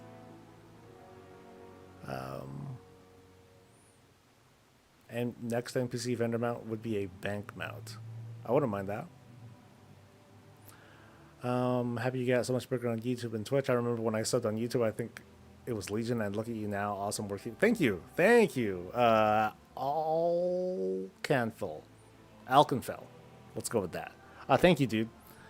It was wild. I was like, oh man, I hope I hit, this will be really cool when I hit 80,000. That'll be really neat. And then all of a sudden it's just like boom, like things just exploded. So I'm overwhelmed. It's very nice. War mode's never worth the stress. It's not worth the XP increase in terms of time. Even if you die a couple times, you start losing more time than you gain. Yeah, like I said, try it out for a little bit, but then as soon as you start running into like some trouble, it's probably not worth it. I look at your professions guide. It was quite useful. Thanks a lot. Hey, thank you. Thank you for watching. If people need help, direct them there.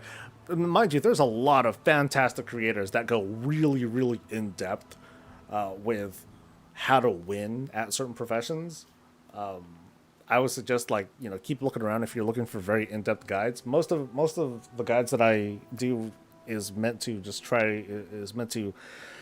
kind of simplify the process and just kind of give people an idea of what's possible and how easy it is to do it. As for your success, it's going to be a bit tough. Will item over from Dells be good as from Mythic Plus? It depends. Doing bountiful delves is the way that you do it. That's how you get that. That's how you get like the good gear. So, save up your keys for. Ideally, you want to save up your keys for when you can do the highest level delve that you can do. So, what you might want to consider doing, definitely when the season starts. So, I'll talk about this later. When the season starts, you'll want to run just regular delves just for the sake of getting levels until you hit level 8s. Then when you get to a level 8 delve, start clearing bountiful ones and use the keys so you can get good gear out of that. Yeah. There's more to it though, and I'm missing information, but that's kind of the idea.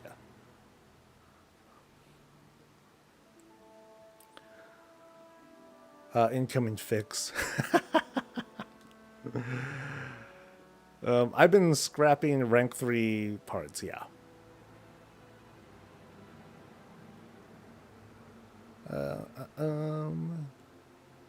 Am I caught? Oh my god, I'm caught up with chat. Yeah! Wanted to do engineering, but since my main is Drain, I was going to do jewel crafting. Is it worth it? The racial bonus, it's... Engineering has...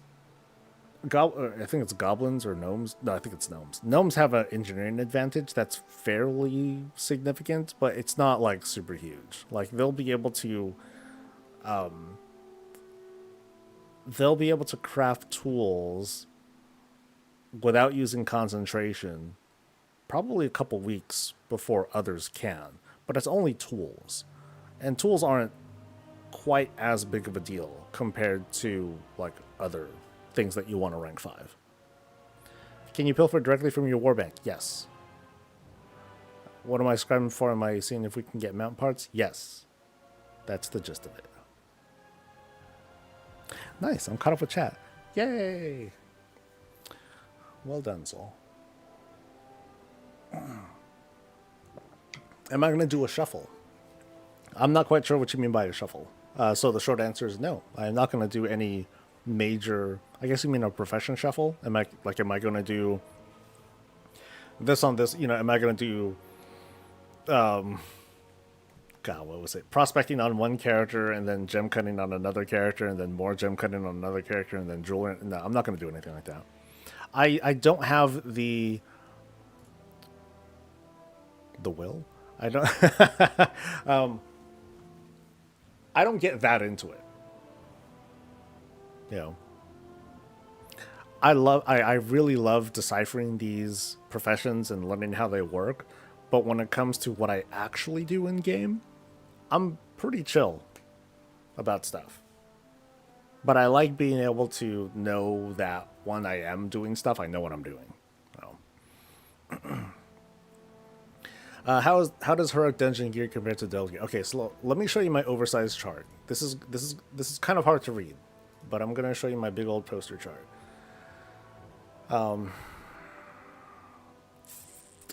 If I can find it. Let's see. Brackets. How much gold have I saved up for launch? I don't really save up for launch. It's just like, do I have gold? And this is a beta character, but I have like 2 million something on me. Okay. So, what were you asking? Something about Delve stuff? How does Heroic Dungeon gear compare to Delve gear? Okay, so.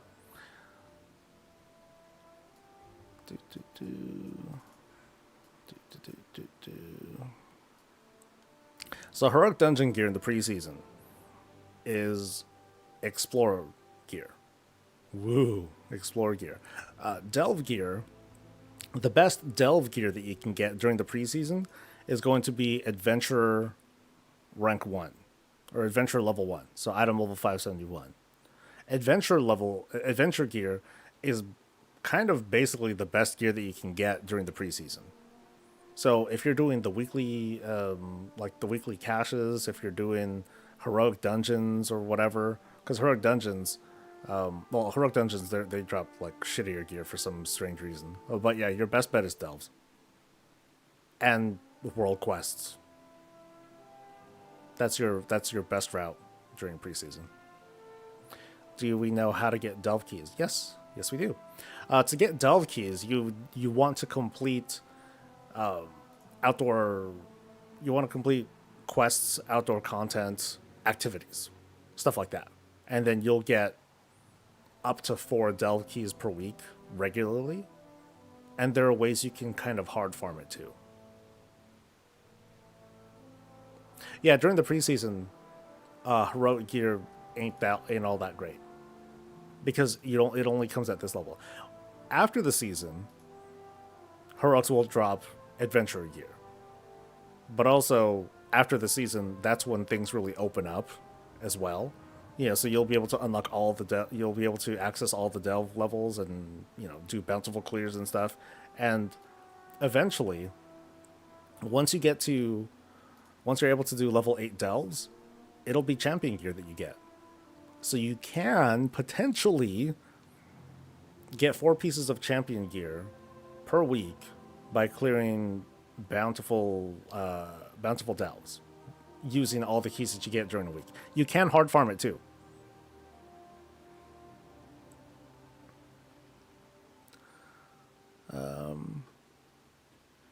Any thoughts on the hero talent trees and where they stand a day before early launch? I read a lot of the feedback guides, and I feel they feel unfinished at best. To me, they're just talents. So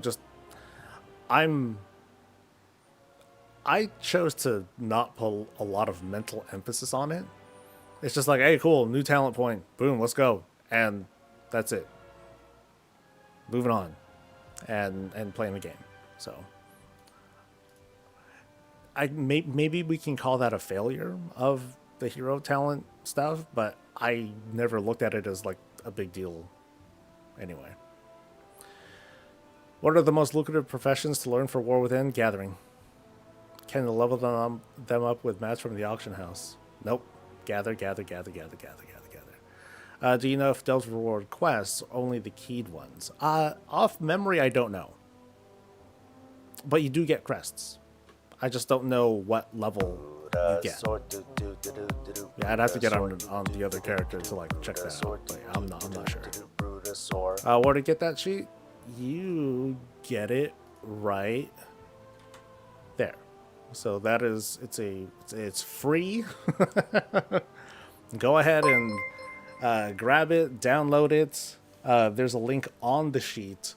So that way, whenever I do, if you want to just double check if I did any updates, and I'll definitely be doing some more updates, because like things like the outdoor caches, like I haven't quite figured out everything there, and so like this world content thing, it's not done, but everything else is like looking pretty good. I have most of the information that people need about like what drops where. It's not the easiest chart to read though. I just want to make that clear, but this does have everything.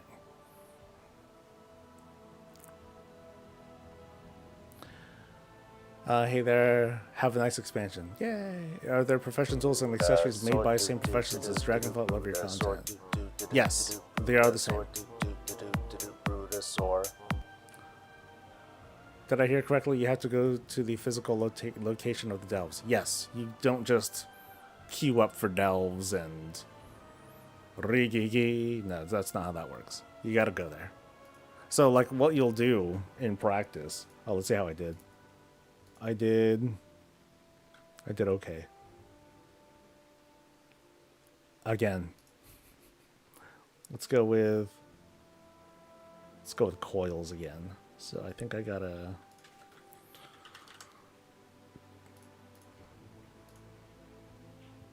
I just want to see if I get another one of these permits. If I get another one during stream, they're gonna nerf it. if I get a second one during stream, yeah, for sure. Boo. You just go there, dude. Relax. Now here's kind of the cool thing. Oh, that closes. I don't have. Hold on. I need to resolve this. There we go. It's like, dude, I can't craft and have my map open at the same time. Sheesh. Okay, so I was doing coils.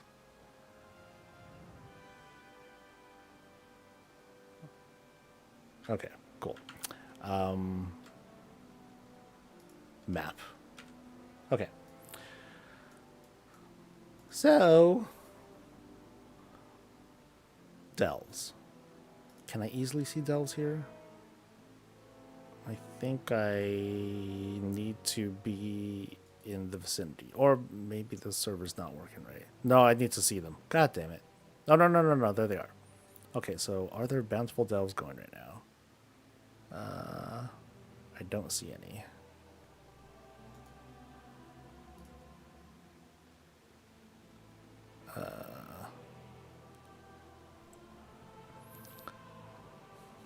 I'm like, where are they at? They're all just regular delves right now. Oh. It's because I'm on a... No, this is a max level character. Wait, no, it's not. Never mind. Shit. Okay, so I'm not going to see it here. But yeah, you'll see, like... You'll see the delves glow, and then it'll say, hey, this is going to be a bountiful delve for this long.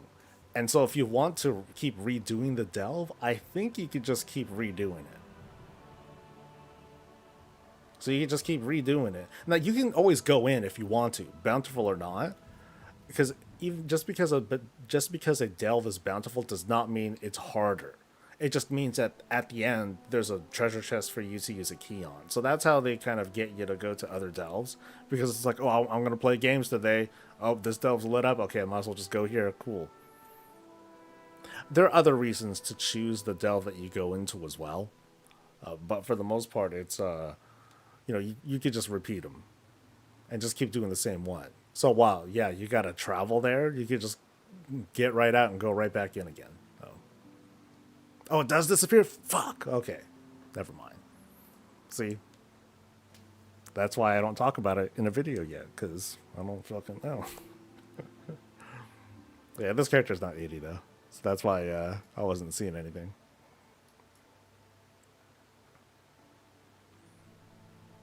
Yeah, what if I get more than one? This is why I tested those, and that's how it goes to show that I did not. Haha. Delve portals. Yeah. Yeah, once you complete level whatever difficulty, level 12, level 11, whatever, and then beat that boss, then you get a delve portal.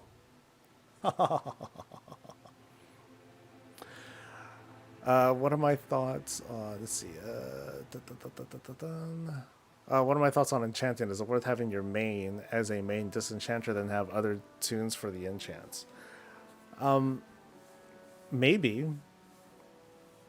If you're determined to market your enchants that way, you want to aggressively like get those out, as in, hey, I'm gonna have, my most active character is gonna do all the disenchanting, send the materials to my enchanter. So I have a disenchanter and an enchanter. Whatever floats your boat, to be honest. That's one way to do it.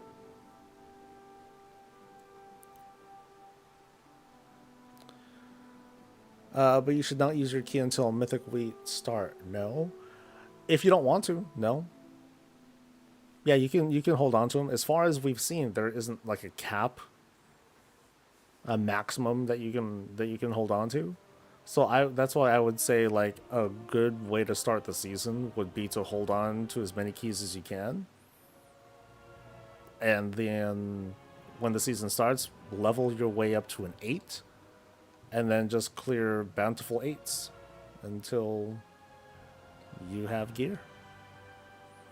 How does the vault work with delves? Do you need all of them, or could you just spam the same one over and over? It just says complete delves, but it also depends on the level that you complete them on. So,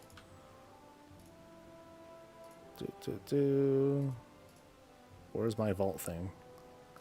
Somehow, delves. Oh, I can't see it. I'm low level. Yeah, there's like a whole delve row thing. Just clear delves. Depending on the level that you do, you get gear. So, according to the chart, the handy dandy chart, the best delves you can do, if you do level 7 and 8 delves, just do a bunch of them and you'll get hero gear the following week. Not bad. Is there a mining add-on that I recommend? Nothing that I've looked at recently, Rufus. Yeah, nothing that I looked at. I mean, I think people talk about what are some old ones? Gathermate, ones that keep a record of stuff that you've seen.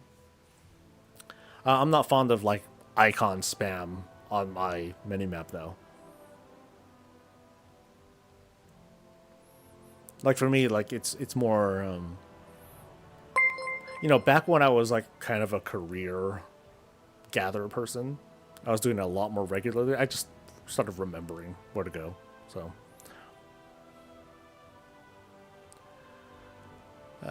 let's see. The first option for a world is 3 delves for world activities. World activities class is tier 1 and delve scale on the highest item level you did. Correct. So ultimately, you're doing delves if you want to get good gear on the world row. I'd be very surprised if there wasn't a time gating aspect to the keys. They tend to hate having people hold on to items and in order to get better gear later, if that makes sense. There's only so many keys that you can collect. There is kind of a hard farm method to do it. I'm just not super familiar with how that works, because there is a way to kind of quickly get a bunch of keys, but you probably want to be in a group where you just want to have a lot of good gear already in order to get that stuff. Do you have to have bountiful gear to get any gear from delves? No, but the gear sucks. If the gear that you get from a non-bountiful delve is the equivalent of not even explorer gear. So it's like 550 something. So it sucks. Can you still pilfer old items? Yes, that is exactly what I've been doing. I've been pilfering old items to see what I get. Your results are going to be way better with War Within materials, but of course, I'm doing this with Dragonflight materials, and you get what you get. Based on what I'm seeing so far, though, I'm going to make more shock spring coils. Which engineering item is the most profitable per base mass to turn into scrap? I have not done enough testing for it. But I would say, like, it's not gonna, you don't want to do, like, super expensive materials, I don't think. Because it's just a big expenditure. I'd rather just play the odds. Do I have a link for the chart? Yeah, hold on.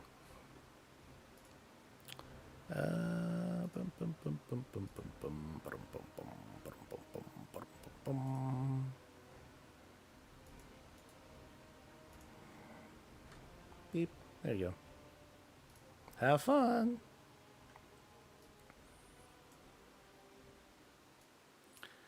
It'll get updated throughout the weekend as we learn more information on how stuff works. How many shock spring coils have I gone through so far? From that testing? Well, I deleted items too, because I was like redoing the test. And I'm not keeping best track of stuff. But I've gotten a few. I've gotten some good shit. Gears and shock spring coils, they both seem good. Shock spring coils are where I got that permit from. So, and I can make a lot. I can make a lot of shock spring coils. So I just need a lot of rousing earth for it. Otherwise, I have 166,000 bolts. I have 78,000 ore on me. And, of course, rousing earth equals awakened earth. And how much awakened earth do I have? Let me show you. I have this many. 1, 2, 3, 4, 5, 6, 7, 8, 9, 10, 11, 12, 13, 14, 15, 16, 17,000 awakened earth. Which means 170,000 rousing earth. Which is very annoying. You know why? Here's why. I'll show you why this is annoying. Because if I want to make like my awakened earth, where is it? Awakened earth. There it is. I gotta break it down. I did not think this through. So I'm like, okay, cool, let me just break it down real quick. I'm like, ah, shit. So here I am. This is the most painful part. It's not even so much the crafting. It's breaking this bitch.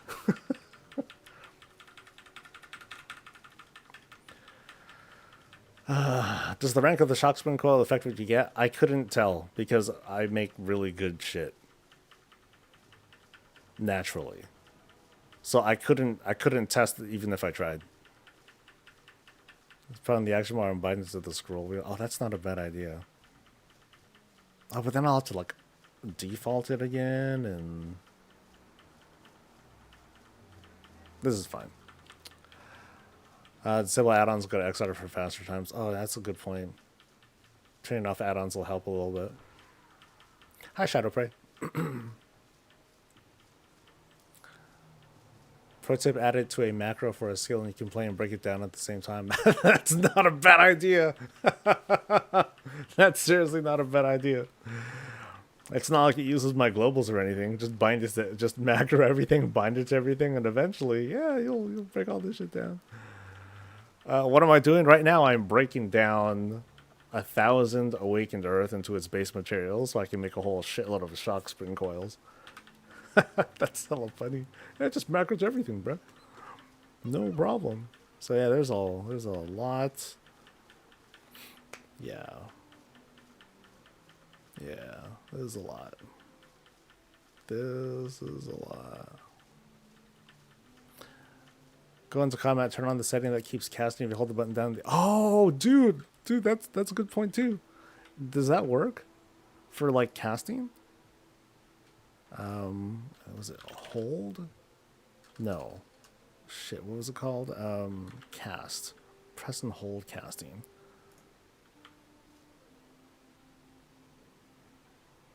Okay, that's a lie. That didn't work. Or, yeah, that didn't work, unfortunately. And I know that doesn't work with macros, so. Oh well. Nice try. Worst part is the air spam if you don't have any. Oh, that's not gonna happen because I have 16,000 of this shit. Yeah. Will Dells be open in early access? They should be, yes. But you'll only get access to like three levels of delves.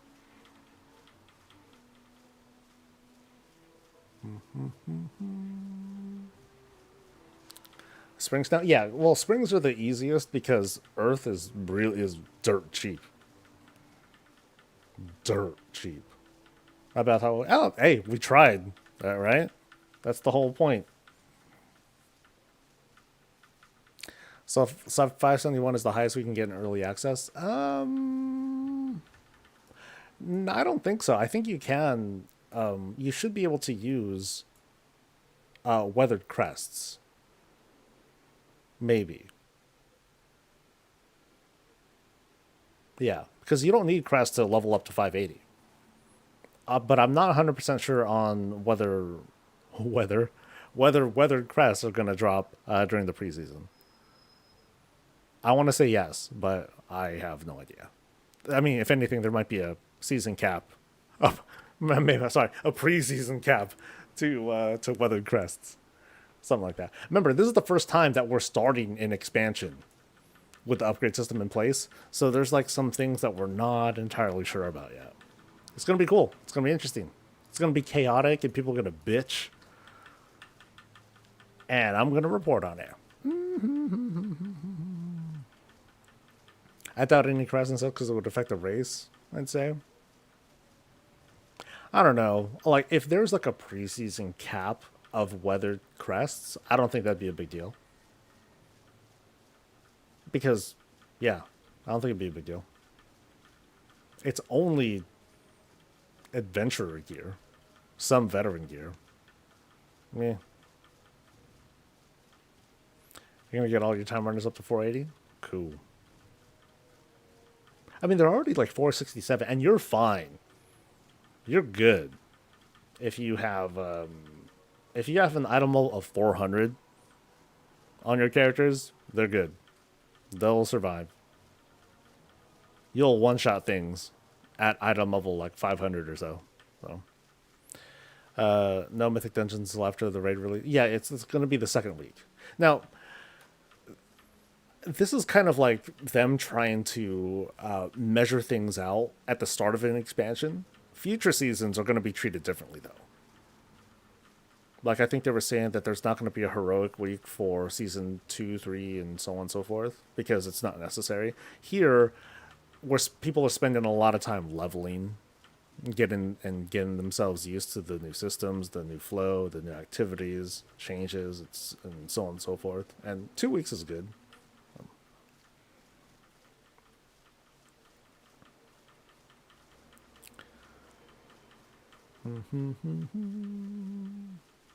They're just pushing delves the first week. Nah, there are different things that make delves feel like a thing that people are gonna do. For high end players, it's not a big deal. This time is gonna go by fast, and then they'll put it behind them, and then that'll be it. They will never walk into a delve again, and that's fine. Until they feel like, oh, let's do like the achievement or something, related to that.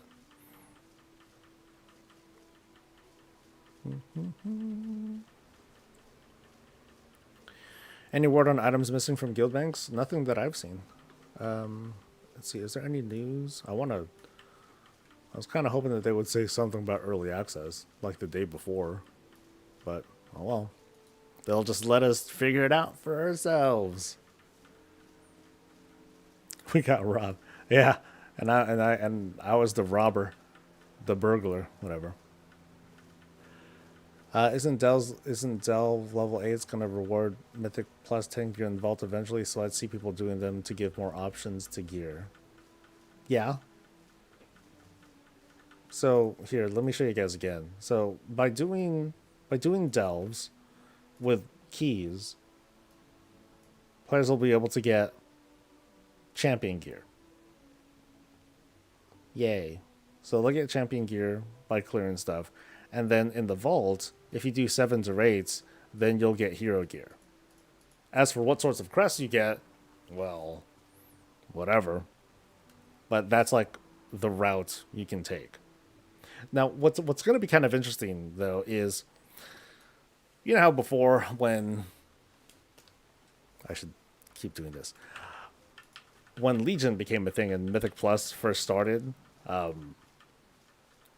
it started that friction between Mythic Plus folk and Raid folk. It's like, oh, okay, where do we get our gear and everything? And people are like, oh, well, it's way easier to get gear from Mythic Plus. Of course, we're going to take that route, and, here we are today.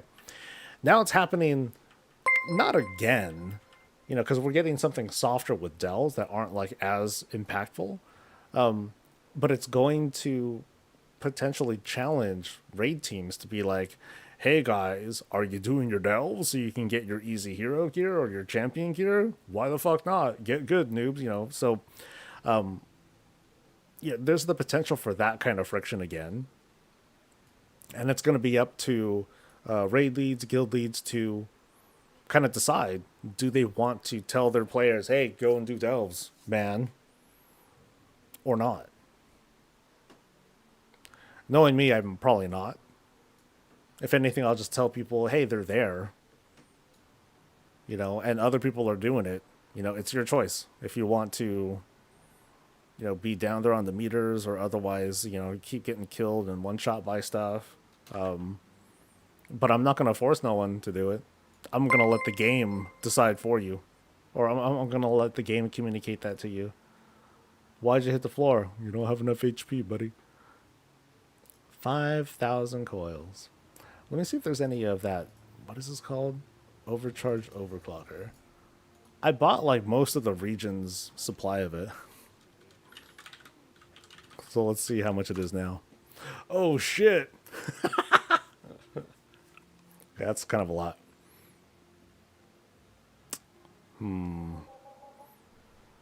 Huh. I can buy this many. Oh, 300. You know what? I'll buy the cheap stuff. That's not a lot. And then how much? How about these? Oh yeah, that's very modest. When I first bought these, they were like 8 silver, so I bought like thousands of them. Oh man, it felt like a robbery, but that was kind of cool. And where's the stuff that I just bought? Yeah, where is it? Yoo-hoo. Overcharged overclock. Oh, there we go. All right.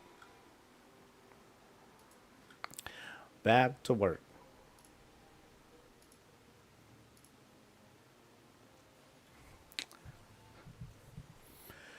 Is there something new in War Within Engineering that makes it worth it?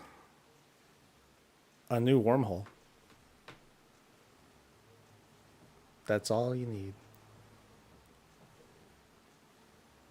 I think there's always a minimum gear requirement for most heroic and mythic raid teams, so delves just give another alternatives. Are delves strictly solo, or can you play them with friends? You can do it with friends, yeah. So do I have enough rousing earth? No, I don't. Because I'll need all 17,000 to go through all of my bolts. This is fucking ridiculous. I'm probably not going to go through all of it. Not all of it. But this will be largely what drains the supply, which is cool. What professions are you looking to do on my first character? That's a interesting question. So I'm kind of doing them simultaneously. Like my main is a blacksmith and engineer, and that's just what they do, or that's just what he does. But I'm gonna lightly work on three other characters. They're gonna be alchemists and something else. I still haven't decided, and then I'm gonna spend most of early access gathering on a fifth character. That's the plan.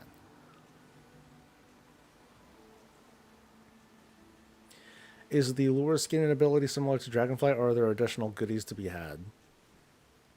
Off the top of my head, I don't remember too well. They do have a new ability. Skinners have a new ability where they can pop a little cooldown every hour or so that guarantees them a rare material from whatever they're skinning, which is kind of cool. So definitely for the very active skinner, like basically get on every hour, do a quick skin, get a rare material, good to go. Kind of nice. Grab a craft speed flask or more than one. Oh yeah, I forgot about those. Let me see how much faster that is. I mean, given the bulk crafting that I'm doing, every little bit helps, right? File of something. I don't know what it's called though. Not that one. Nope. Nope. Nope. Nope. There we go. Quick hands. Okay, cool. Yeah, thank you for the reminder of that, dude. I totally forgot about that. For 10 gold. Gangster. Oop. Where is it? Where are you?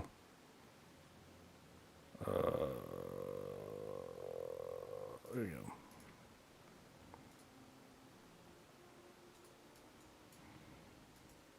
All right. Back to work.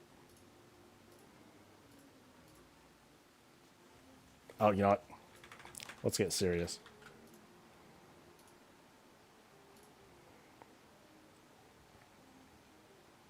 We got to do serious crafting now, man.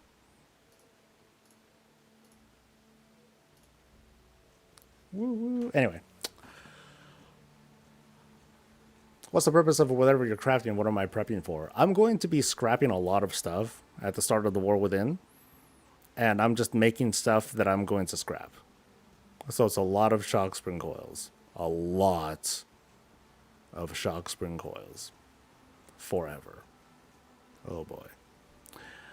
Any speculation on how much KP will be available when starting a new profession in War Within between treasures, hidden masters, if they're back on the first time craft trainer recipes? It's going to be variable.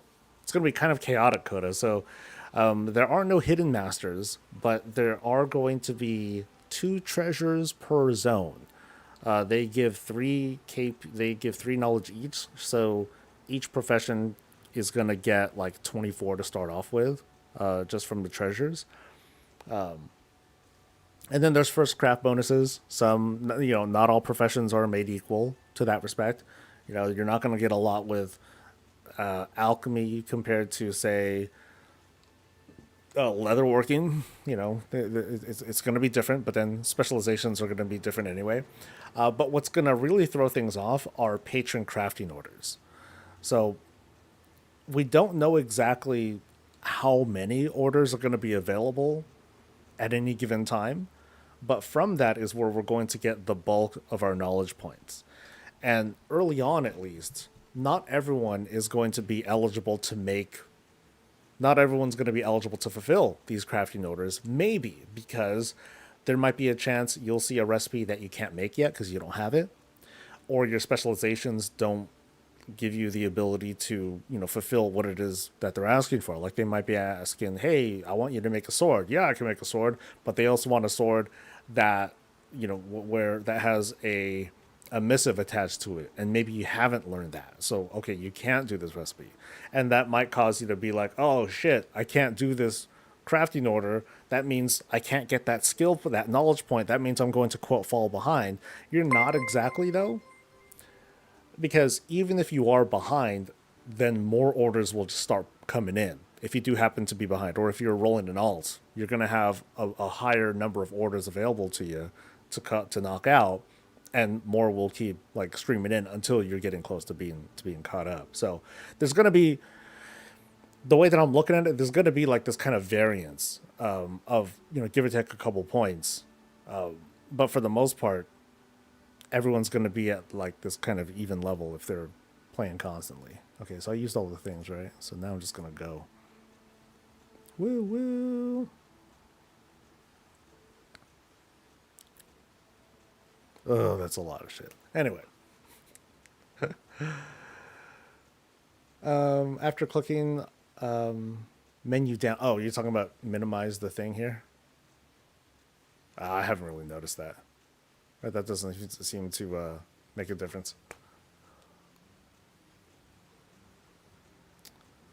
You just bought 13,000 of them? Well, not trying to influence what you guys do, but not you know, using myself as an example here. If I don't want to do anything but loot a node and go sell the raw mats on the auction house, what's the best profession spec to go to first for mining and herbalism? Ooh, that's a good question. So some people, well, I guess the question you want to ask yourself too, first, Timothy, is whether or not you have a sky golem or if you're a druid. You know, so that way you can do mounted herbalism at least. That helps a lot. Personally, I decided I'm going to decide to go for quality materials first as opposed to rare materials. I think that's going to be the I'm going to think I think to myself that that's the better play, but it's entirely speculative. I don't know if that's like the best route to go. And that's what you're really choosing. Am I going to go for am I going to go for perception or am I going to go for quality? Perception as in like rare materials. Depending on the spec, also there's like a rare herb and a rare ore. It's called null blossom and null stone or something like that. There are specializations inside herbalism and mining where it's like if you max it out, you'll get a higher chance of obtaining these null materials, depending on the note that you choose. And I wanted to, so I'm totally eyeballing this right now. Sorry, I don't have it in front of me. I wanted to go the route of, okay, I'm going to max out my bismuth gathering, so that way I get a better chance. One, I get better quality bismuth, but two, I'll have a chance to get the nullstone faster than if I were to spec into acarite or ironclaw, which are a little bit harder to find, and they're, you know, supposedly more valuable. But I think bismuth is still going to be like kind of a winner, and it's a way to get that nullstone. But it's really whatever you want to choose. Acarite's going to be the more rare material, but how widely is it going to be used? I haven't really done like very detailed measurements of that. Same thing for herbing. Microbloom is like the common herb, but if you want to spec for that, then you know microbloom is also going to be very, very widely used by alchemists as well as cooking. People are going to be using a lot of microbloom for cooking stuff. So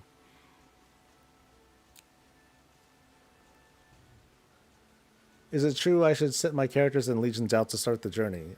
You can have your main there. Your alts may be able to just take the portal, you know, go to the portal room and go straight to Dornaland? No, straight to Dorn via portal room. But there's like skips available as well. Kind of like Hasgrat, you wanted to increase rare materials to get more of the higher rare material. Actually, that isn't a thing. So nullstone is a thing, but nullstone doesn't have ranks to it or anything. It's just a rare material that you get from ore. Null Blossom is just a rare material you get from herbalism. So there is no Casgrite ore, is what I'm saying. I've been crafting and playing the auction house in every expansion since TBC, but totally gave up in Dragonflight since it was not fun and less margin for profit. Is it going to be pretty much the same in War Within? If so, I'm sticking to Transmog. That's a weird one because for me, the margins were massive in Dragonflight because I was making things to order as opposed to putting in an investment into stuff and then posting on the auction house and hoping that it sells. I've had tremendously greater success in Dragonflight. But yes, it is going to be the same in War Within. So if it's not for you, then stick to the transmog stuff. Everyone should have a Dalaran Legion Hearthstone by now, no? Your remix characters might not. Not right away. Prop Pally is getting weak with healing. Prop Pally is the greatest tanking spec of them all. Just wanted to let you know that. You can mine Casgrite directly yet to get it as a rare material, I think, is what I was trying to get at, wanting the rare material chance increased and such. Yeah. But I also just want to point out that this null stone doesn't have quality to it. Thank God. So and there are recipes that use nullstone, but it's not nearly as widely used as Casgarite is going to be, or was. Let's see, what happened to Bob? Great question. People love and hate. There's like this love-hate relationship that viewers have with Bob. And right now he's I tucked him into doing the whole like closers for the Monday videos. And that actually has been the most I've ever been able to use him, because I just keep reusing them at the end. I used to use them a lot more in the middle of videos, and it was kind of cool to have like this id, but also it was very lonely because it was still just me. It's not an actual person who I'm like bouncing back and forth with, because that's always fun. Hi, Carly.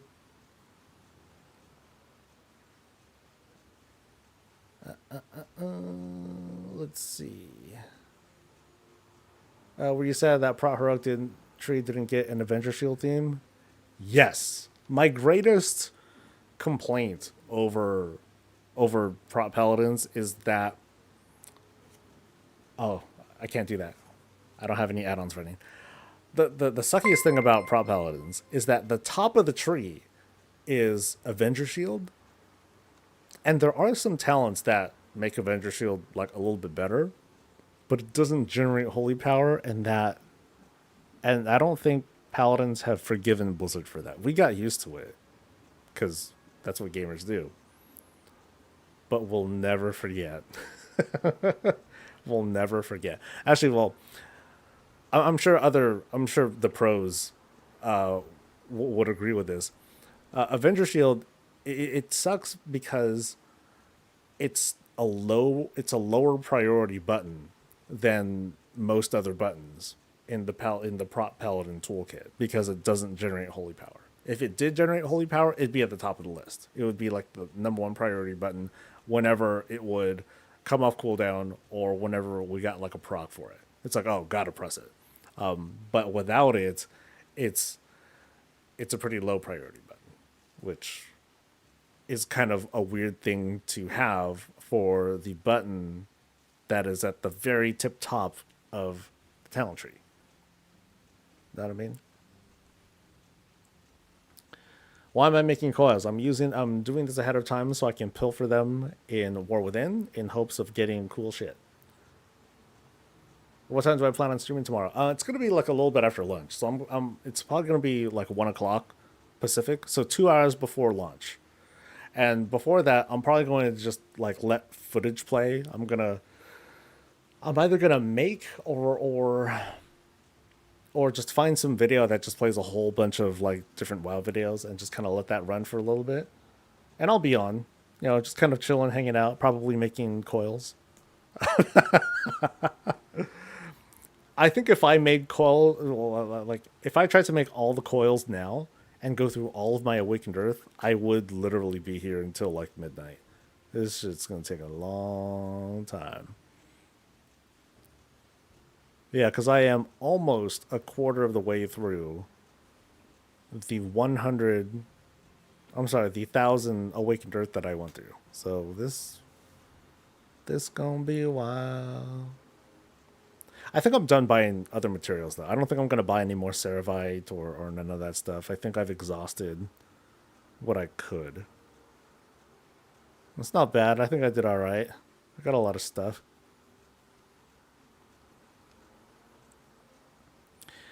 They like Judgment more. No, I get it. Judgment is a pretty strong button, but Judgment is a it's a baseline skill though. You know, it's not a prop paladin skill. Can you? I can see your chats. I'm just chat's going a little fast for me, and it doesn't show you as mod. So even I think you're still a mod, but I don't really see it.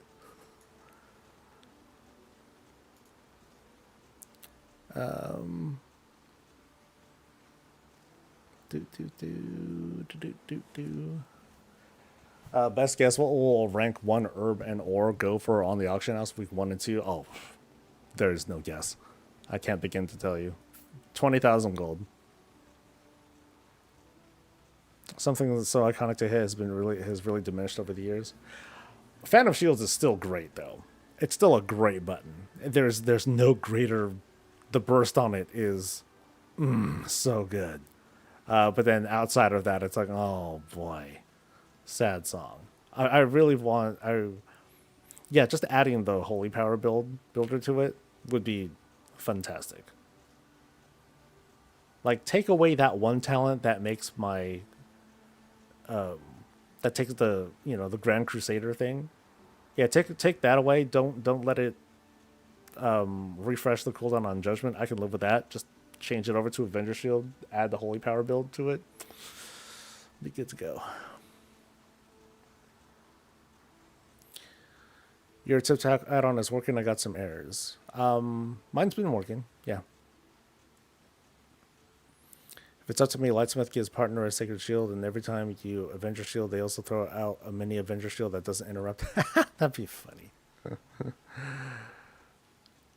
To be honest, I notice how streamers tend to pay more attention to Twitch chat. Lol. No, it's just I don't get everything. Can I appeal for bolts? Yes, yes I can. Are there books for Shadowlands and Dragonflight? If I want to change my professions, I have not seen those in a while. Wait, you don't get early access unless you buy the most expensive one? Yes. I mean, it's depending on how you value money, Carly, it's $5 more for, between the heroic and epic edition. It's a difference of $5.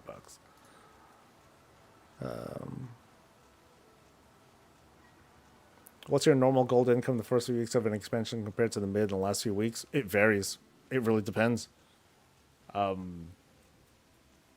don't have add-ons running right now, so I don't have my TSM chart thing. Although my character, yeah. So it's kind of weird.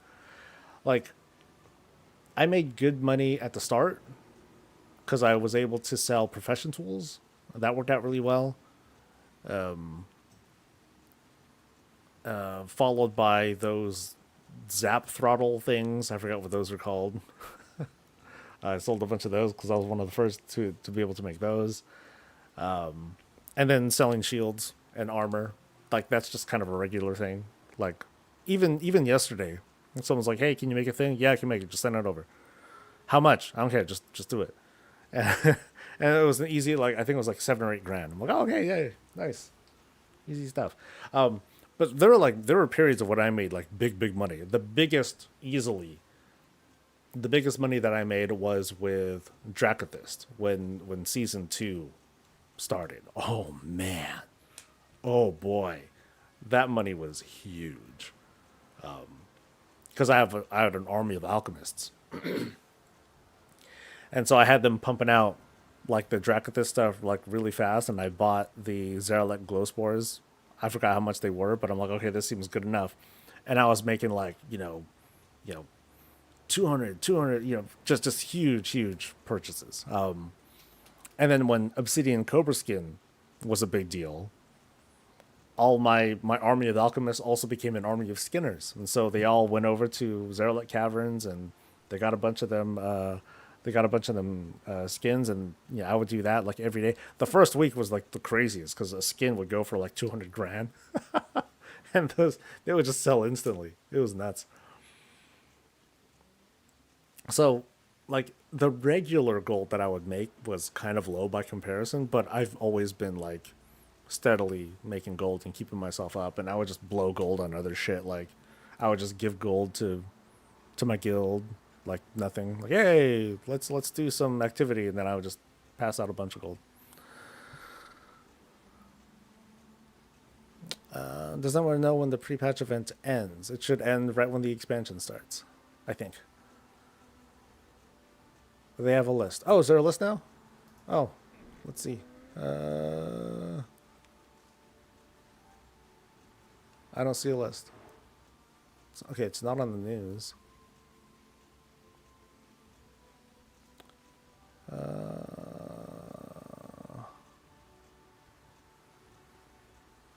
I don't see a early access list.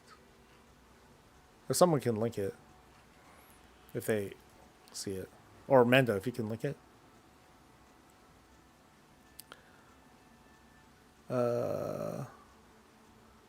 I would play Prot no matter what if they brought back a talent that made concentration follow you again.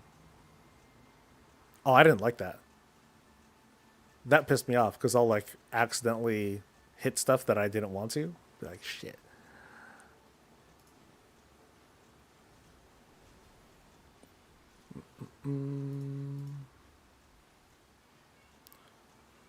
But can't you scrap the bolts? What is the need for the coils? You get more. You get more, and doing this now, I like from Ceravite, you only get one scrap out of it. From coils and other stuff, you get more, and so this just kind of lets me process those things faster, and you get a higher chance, you get a better chance of getting rare materials.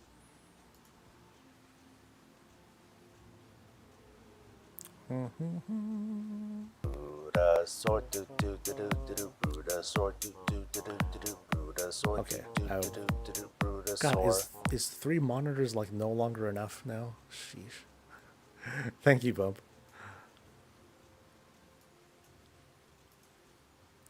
Is there news about the 50% experience boost? I know nothing about a 50% experience boost.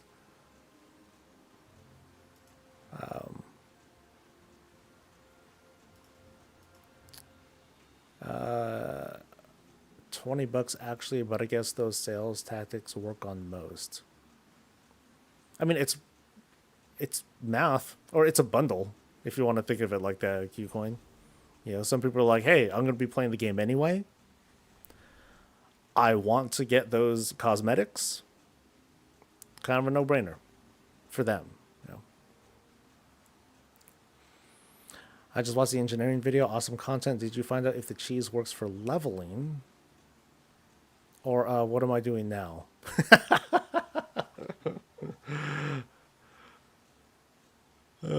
Right now I'm making a bunch of coils. A bunch of coils. Bum bum bum. Do you know what item level Blizzard scale people's gear to for tier 8s in beta? Oh gosh. I don't remember. But the delve will straight up tell you what the recommended item level is. I don't remember off the top of my head, but it'll like when you mouse over and look at the difficulty, it'll say recommended item level, da da da da da. Oh, hey Dragon, do you think it's better to hyper specialize in one profession with all supporting that one profession, or have your alts focus on all different professions? I think it just depends if you can really dedicate your attention towards that. If you can do it, or if you want to do it, then do it. because then you will be able to excel a little bit faster than others. And if you want to be self-sufficient, some people, they'll collaborate. They will, like a guild will pool their talents together and be able to make things a bit more efficiently. So.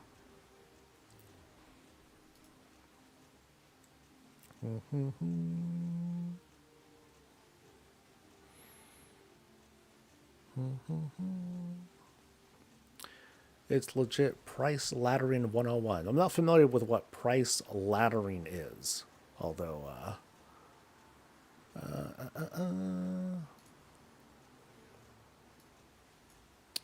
okay, so this is from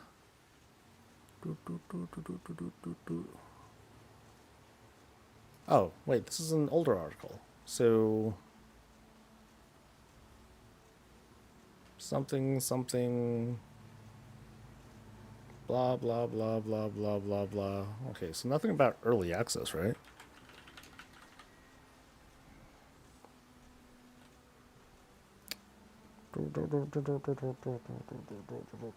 Okay, so I was hoping for like, hey, so here's how professions work, and here's how this and this works. Okay.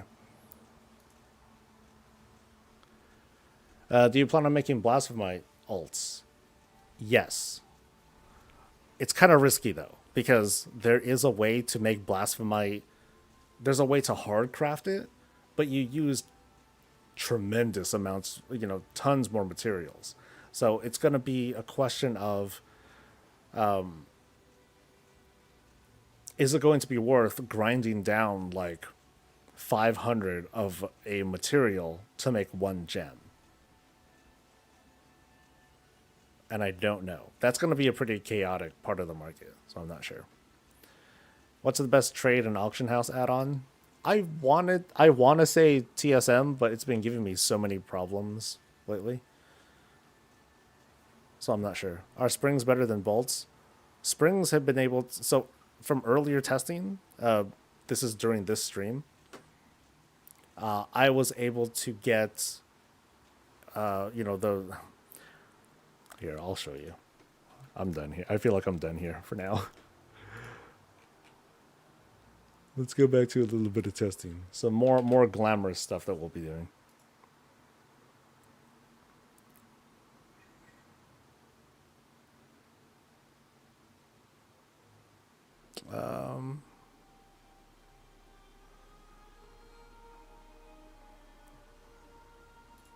A few second difference between placing it again is not that big of a game killer. I think I lost what you're talking about there.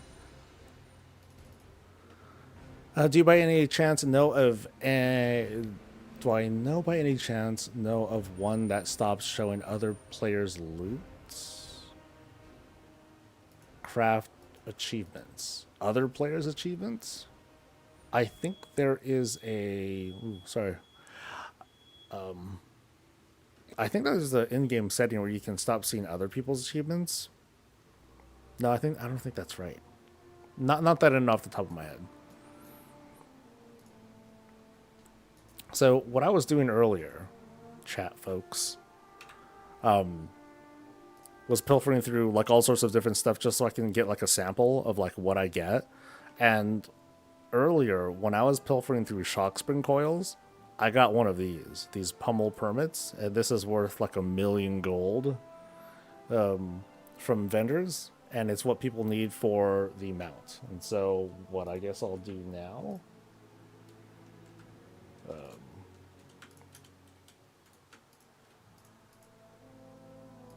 I'm going to do now is just kind of separate all these again, and then we'll just see what we get.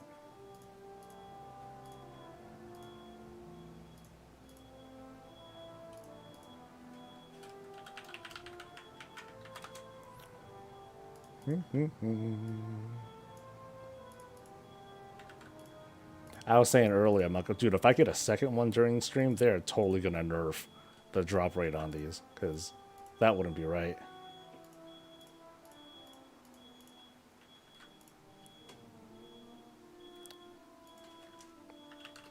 So let me make sure my coils are lined up. Cool. All right. It makes you think it's of more value. It's psychological trickery, but whatever. It's all math to me. The problem for the folks that live in countries where the currency is valued less than the dollar. That is a good point. Because for some folks, it's like, dude, this expansion is already like, the equivalent of.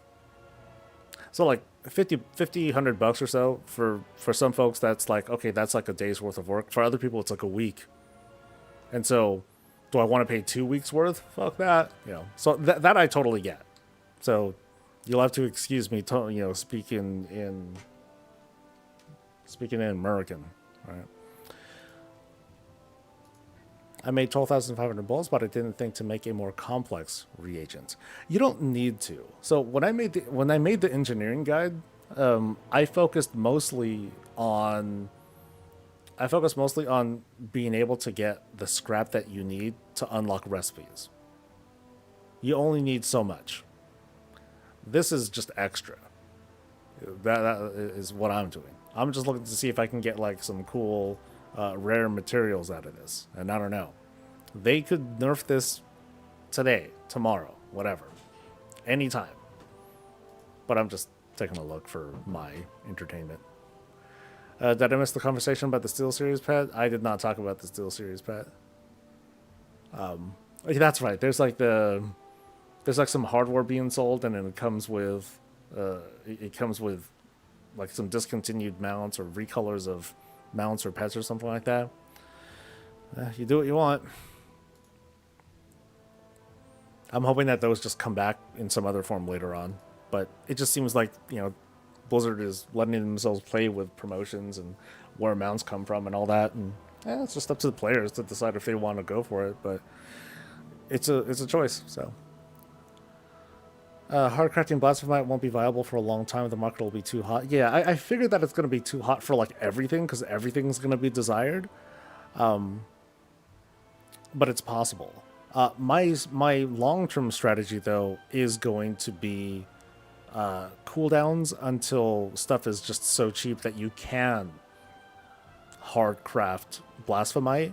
But knowing that, and knowing that I'm not alone in knowing that, other people are going to do it, so prices are going to remain high and supply is going to, kind of level out from there.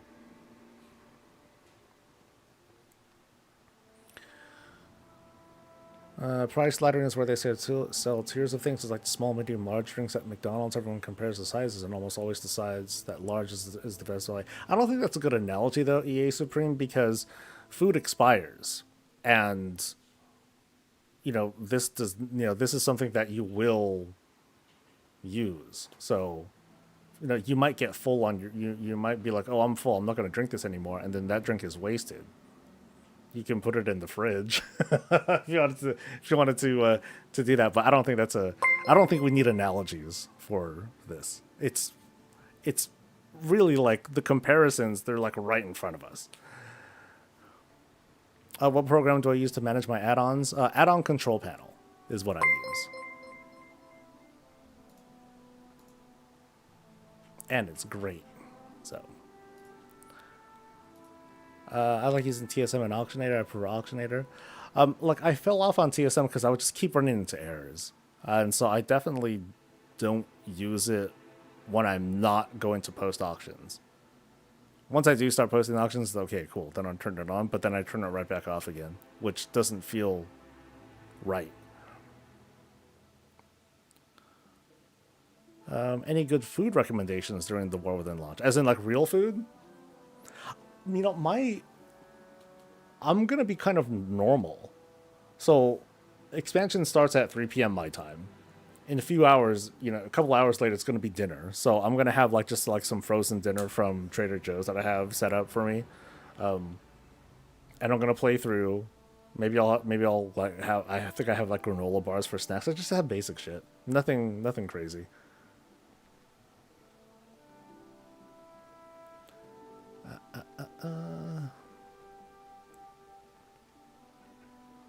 So we pill for the 25 or just pill for all our Dragon Isle stuff? If you want to pill for them all, yeah, go for it. But no, you can't. I don't think you can pilfer just to 25. You need to actually get skill points in here. Like I think pilfering stops giving points at 15 or something like that. Yeah. But what I was telling folks in the engineering guide is have enough scrap to unlock recipes. Focus on unlocking. You can't really see it here too well, but I told people to focus on unlocking either the pausing pylon or something else. But because the pausing pylon that takes you really far. Actually, you can level to 100 with just this pausing pylon. But then there was like another thing. I forgot what it was. Shit. Maybe it was jumper cables? No, it wasn't jumper cables. It was. I don't remember. I'd have to go back to it. Oh, I think no. It was a fishing rod. Yeah. Yeah. So if you can learn those, if you can find those recipes to learn, make those, you could easily skill up pretty high. Where is it? Professional equipment, not the Acrite one, the basic one. Yeah, because it's easy to make. You just need basic materials. The gears and the whimsical wiring, you just need bismuth and iron claw for that. Oh.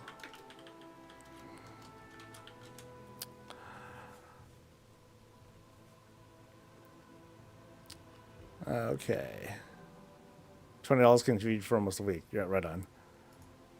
So does it give more scrap per 5 so we could save more time at the very least? There's that. But you could also see I'm getting these things like these bountiful bolts. Like I'm getting that. I got one of these assorted whirly gigs, which wasn't really much. And I don't think this stack didn't really give me much. It honestly wouldn't surprise me if Blizzard was watching this right now and being like, nerf. They would do it. In your guide, I said 18. Did I say 18,000? I thought I said 12,000. I think I said 12,000. It should still be the case. Should. Okay, I'm trying to do more. It stopped. Okay, there we go.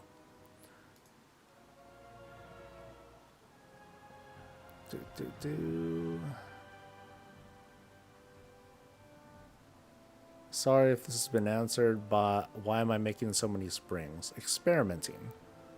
Experimenting with getting rare stuff from scrapping as an engineer. Despite the little tips I know about professions coming up, I think I'm just gonna mess around with it and play around play it to what sounds good in the moment. Cool. Sometimes you just gotta be a gamer about it, you know. I'm not saying it's worth it, but my dumbass was looking at it. I already have the headset mount. That's cool.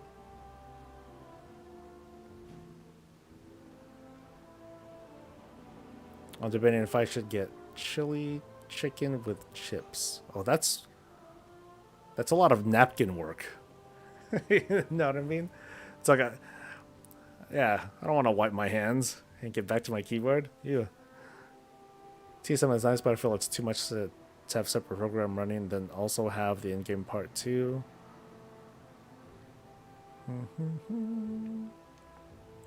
You have a big pot of stew. Ooh. Energy drinks and beer. Yeah, I've fallen off from that. Coffee is all I need for my another pot of coffee is what I'm gonna be doing. That's about it though.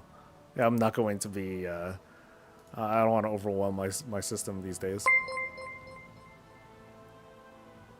Is this the expansion that skinning is better than herb or mining? I don't know. I've never been big on skinning because I don't use any characters that skin stuff or that use that sort of stuff. Would recommend having a single tune for all my gathering, or is doing something like engineering and mining more viable? For me, it's not about income, but being able to make stuff I want for myself.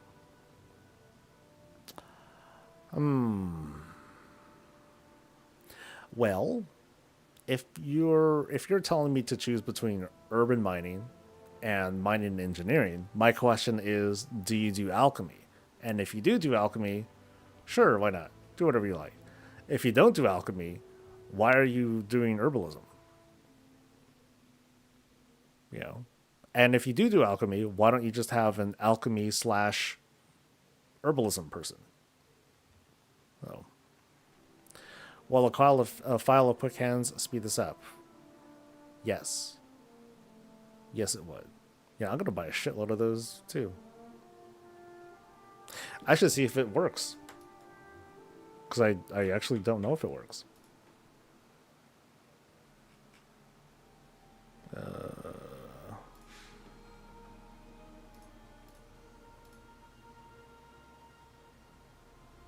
Oh wait, no, it shouldn't work. Because I think it only talks about I think that file talks about only Dragon Isles recipes. Never mind. Never mind. Speaking of snacks, what are my sweaty gamer snacks for early access and launch? Coffee and granola bars. Thank you, Matthew.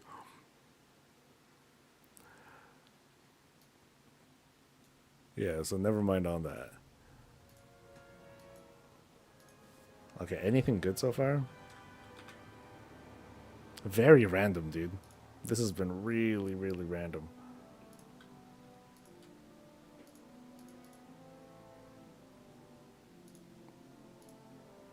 Okay, let's do gears then.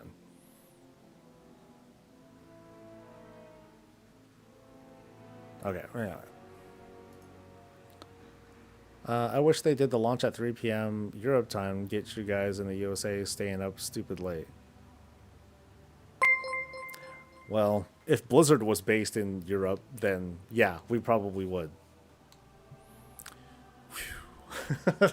Lucky me. Chili Mac that's like, oh, Chili Mac. Oh, that sounds so good. That just made my stomach just start craving it all of a sudden. Morning, so did you figure out those camouflage nodes for mining and herbing? Is it just an alch file needed, or does war mode need to be on as well? I don't think war mode needs to be on. You just need to use the file, and like that's it. A lot of Nerubians too, so maybe if they allow you to skin them, haha. Nerubians are considered humanoid. Just to let you know, they are considered humanoid and cannot be skinned. Waiting for my Deathwish coffee and berry ground coffee to show. You know, Deathwish coffee ain't bad. I should reach out to them and see if I can get a partnership or something with them. Wife and I drink so much coffee. Our kitchen coffee pot is a 30-cup percolator. Damn, that's a lot. What's the best way to keep track of profession cooldowns for alts? None off the top of my head. I think Craftsman might do it. But that's not something that I typically pay attention to. For me, I'm not hyper optimal. And so my thought process is every day or every Tuesday. And that's it. I keep it very simple. And I'll lose some overlap there, but I'll survive. What's my coffee brand of choice? Usually local stuff. There's a local grocery store that I used to go to get more not local blends, but more local specialized blends. But I haven't been there in forever. So these days I just get really cheap Trader Joe's coffee. It's only $4 a bag, and that's hard to beat. Is there an equivalent to Quick Hands in War Within? I should know what that is, but I forgot what it is. You'll have to remind me what Quick Hands is.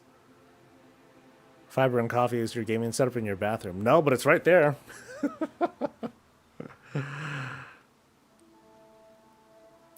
What's the sword transmog?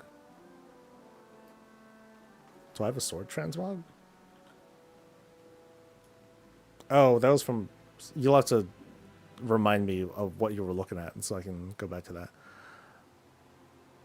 Is the pilfer thing from War Within or Dragonflight? It's from War Within. If I'm going to level engineering for no reason in particular, should I do it now or later? War Within. For no reason? Oh, for no reason. If you're hesitating, just wait. Save money.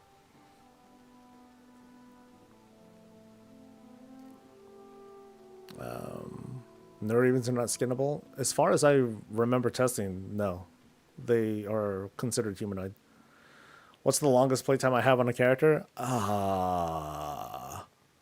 Either my main or my old auction house character. Because that character would be on all day. And I would do nothing but either post or repost or pull stuff out of the mailbox. Remember back in the day when the mailbox took like a minute to refresh? Back then I was posting thousands of auctions per day. I was hard fighting with like reset with like, you know, reset scans and stuff like that. I was one of those people. But yeah, that character like has years of playtime, I'm sure.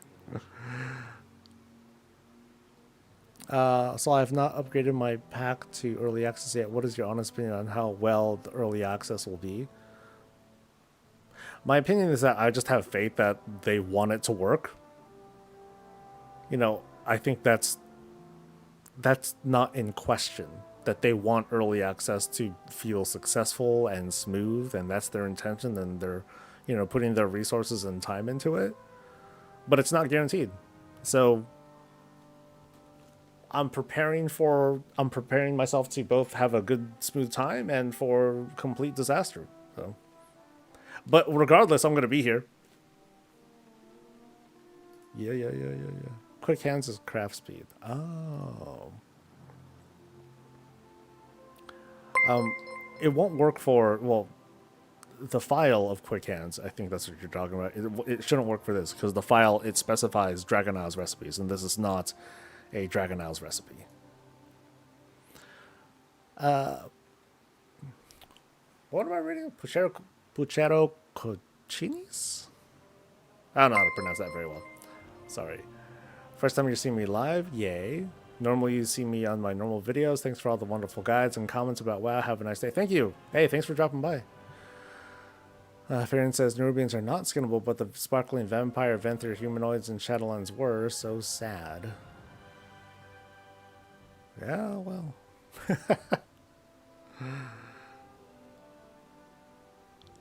Any idea what time the quest will pop tomorrow since there's no maintenance? It should be 3 p.m. Pacific. Are we able to download the expansion now? If you downloaded the pre-patch, you downloaded the expansion. So you're fine. Unless there's like some other last-minute patch. But the 11.02 that came out last week, that's it. That's the expansion.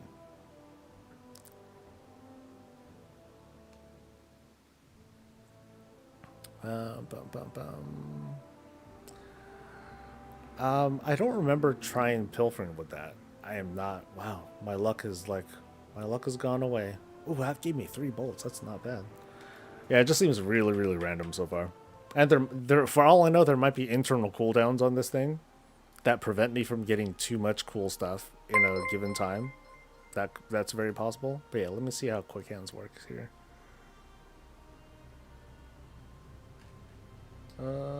Engineer. That would be, I think, no, not that dude.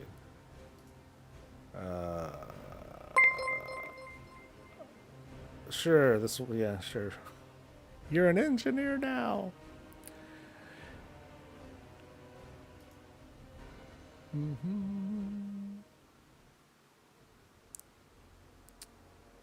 Let's see. I'm hoping tomorrow functions as a normal expansion launch date with simple server resets and the minutes of expansion going live.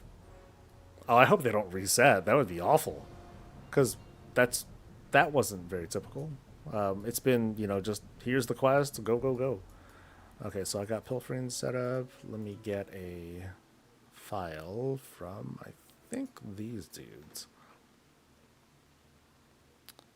So, oh, that's it? Wait, deafness, that's not it. Is it? True sight, perception. Oh no, it's just craft. 15%. Oh no, that's sad.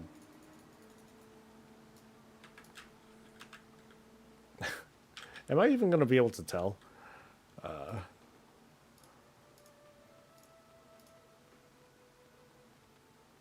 Okay, that's slow enough that I should be able to tell.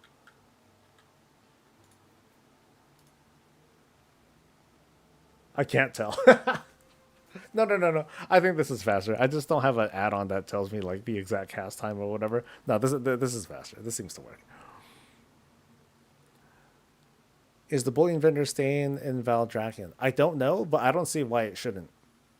Actually, here's the question: are people still getting bullion? Or like are remix characters getting bullion? That might be worth checking out.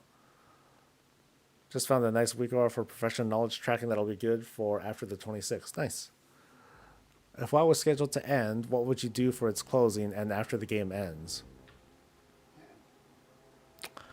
What would I do for its closing?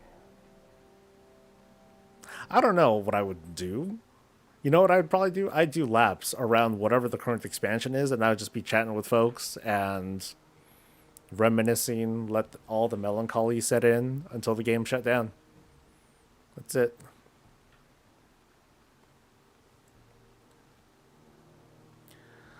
I'm thinking they'll have to do a rolling restart to convert some of our currency over to gold. What do you think?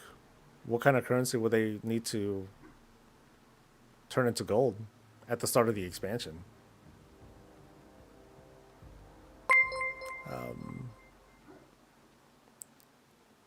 Let's see, someone got one yesterday. My remix got bullion. Okay, cool. Yay!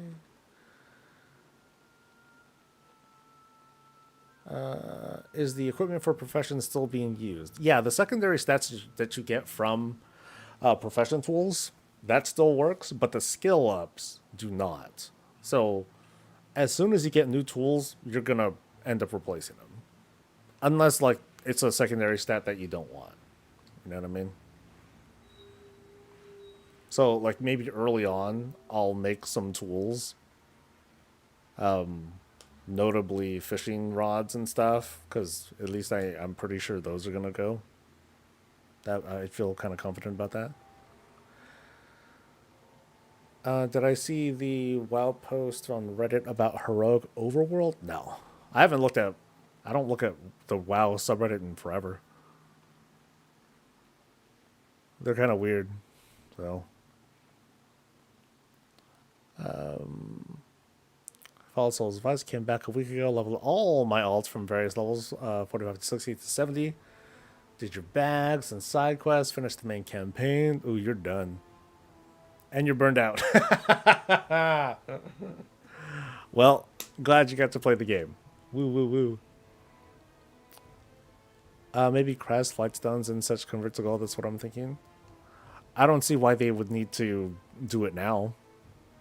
Or, you know, why do it for launch? Hey guys, we're going to restart all the servers to convert this stuff that you're not going to use at all.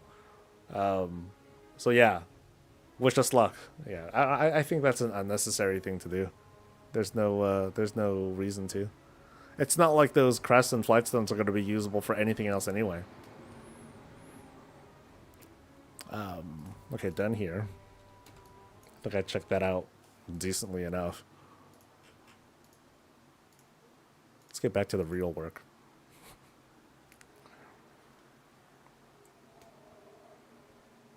I think it's going to be a while for me to actually go through all of these material. I'm not going to go through all of it in like one sitting, that's for sure. But I at least want to like stage some of these things and like get started. There are talents where I can get more scrap from stuff, but I have a feeling that I'm not going to need it. I'm just going to probably hold on to it though, in the hopes that in future patches there's going to be like something for me to do with all this scrap.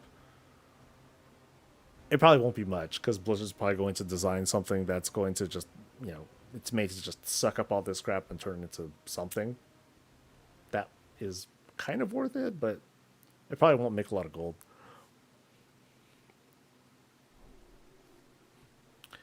All right.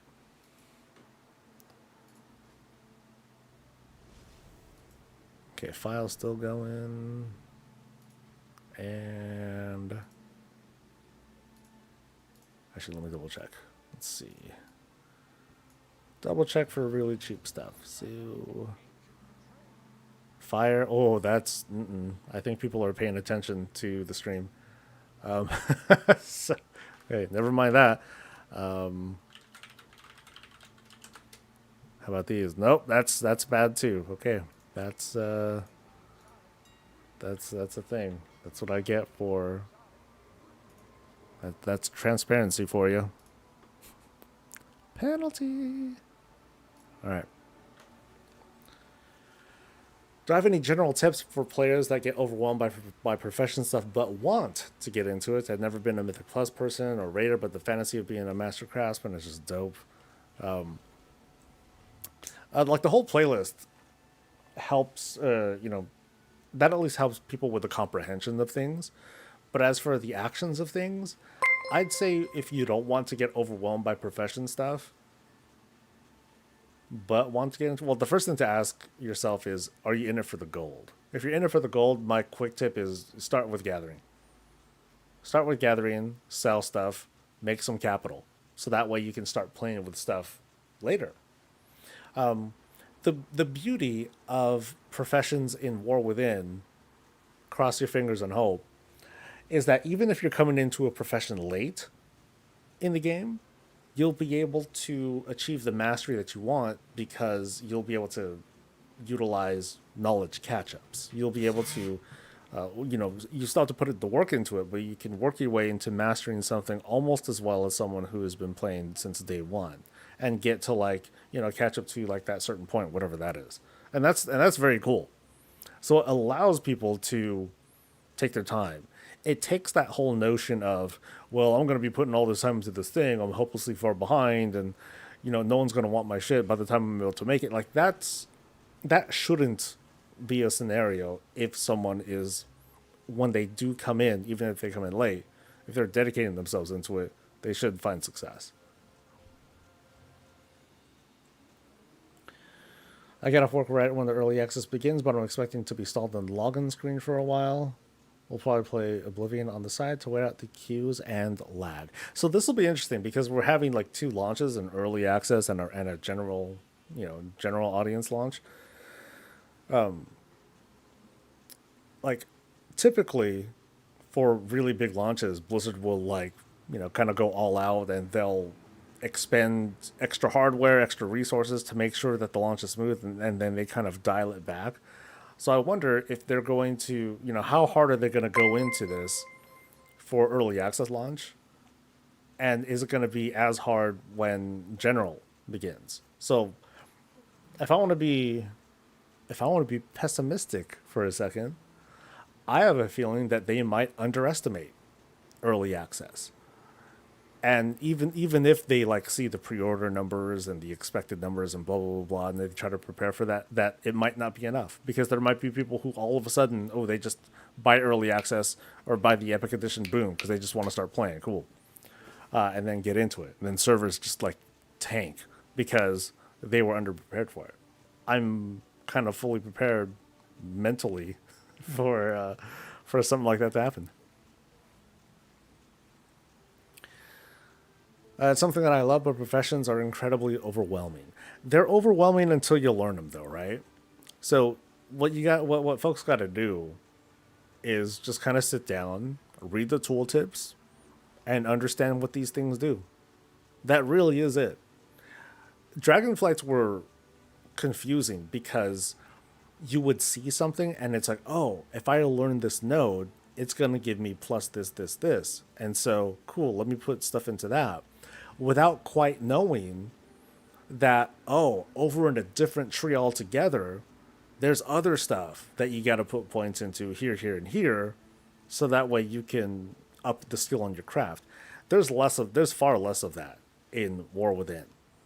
For the most part, if you see a thing that you want, you just go down that line, tier, node number 1, node number 2, node number 3, and then put points on all those things, and then just kind of mouse over and take a look and be like, okay, what seems to give me the biggest bonuses at the time? Cool, I'll put my points into here first, and then here and then here. So the math of it, it's not super complicated, but it's also less deceptive now because you're not going to be like, oh, I'm being blindsided because I have to go invest into another tree. There are some where you do, mind you, but also accessing those is going to be a lot easier than it was before. Early access begins at midnight. I'll try to be there, but I'm prepared to get disappointed by issues and just go to sleep. I say sleep, dude. If you're coming in tired, just be tired. Don't worry about it too much. I'm missing the day of early access too because 24th is my birthday and I can't just spend all day gaming and lol. That's how it goes. Which would be more lucrative, herb or mining? Over the course of an expansion, more herbs are expended, but people also know that, so you'll typically find more herbalists than miners. My theory is that they put the early access in Epic Edition to avoid having too many people in it and break the servers. I think it was just like a nice perk. It's a nice perk. It's gonna hook some people in. It's gonna cause more drama, and the drama will be unintentional marketing that's going to bring more people in. So it's funny. The more people talk shit about this stuff, the more people will be like kind of curious. Huh? Really? You had mentioned the battle res item was no longer going to be an engineer bracer item. What's it going to be? It's going to be a consumable. It's going to be a consumable. So for engineers, the perks that engineers get specifically, they get access to goggles. Other folks don't have access to goggles. So that's kind of a min-maxy thing though. There's going to be some specs, some classes that are like, okay, you really need to avoid this stat. This stat is literal trash, yada yada yada. And then those people, they're going to look at their itemization, and they're going to see, oh man, all the helmets have this stat on it. This really sucks, or it has this other stat that I don't like, and I really just care about this other stat. Well, you know what? Looks like engineering helm is like my best way to go because it only has a single stat, and I can choose what I want it to be. I don't know if that's the case. It really depends on the class and everything. But that's one thing. The other thing is that engineers still have access to all the dope ass tools and toys and devices that no one else has access to, including wormholes, which is nice, in my opinion. But there are also. So the thing with tinkers is that there's like only one tinker that I cared about, which means okay, what makes it cool to be an engineer? There were other tinkers that I saw data mined in the beta that weren't available. So like the rocket sled thing, whatever that's called, or the flamethrower, those I believe I saw data mined, but I just was never able to find them in game. 34 slots went up to $3,000. Nice. Nice. Yeah, I guess that should have been something that tailors would have noticed, right? Bigger bags, bunch of remix characters, buy them all up.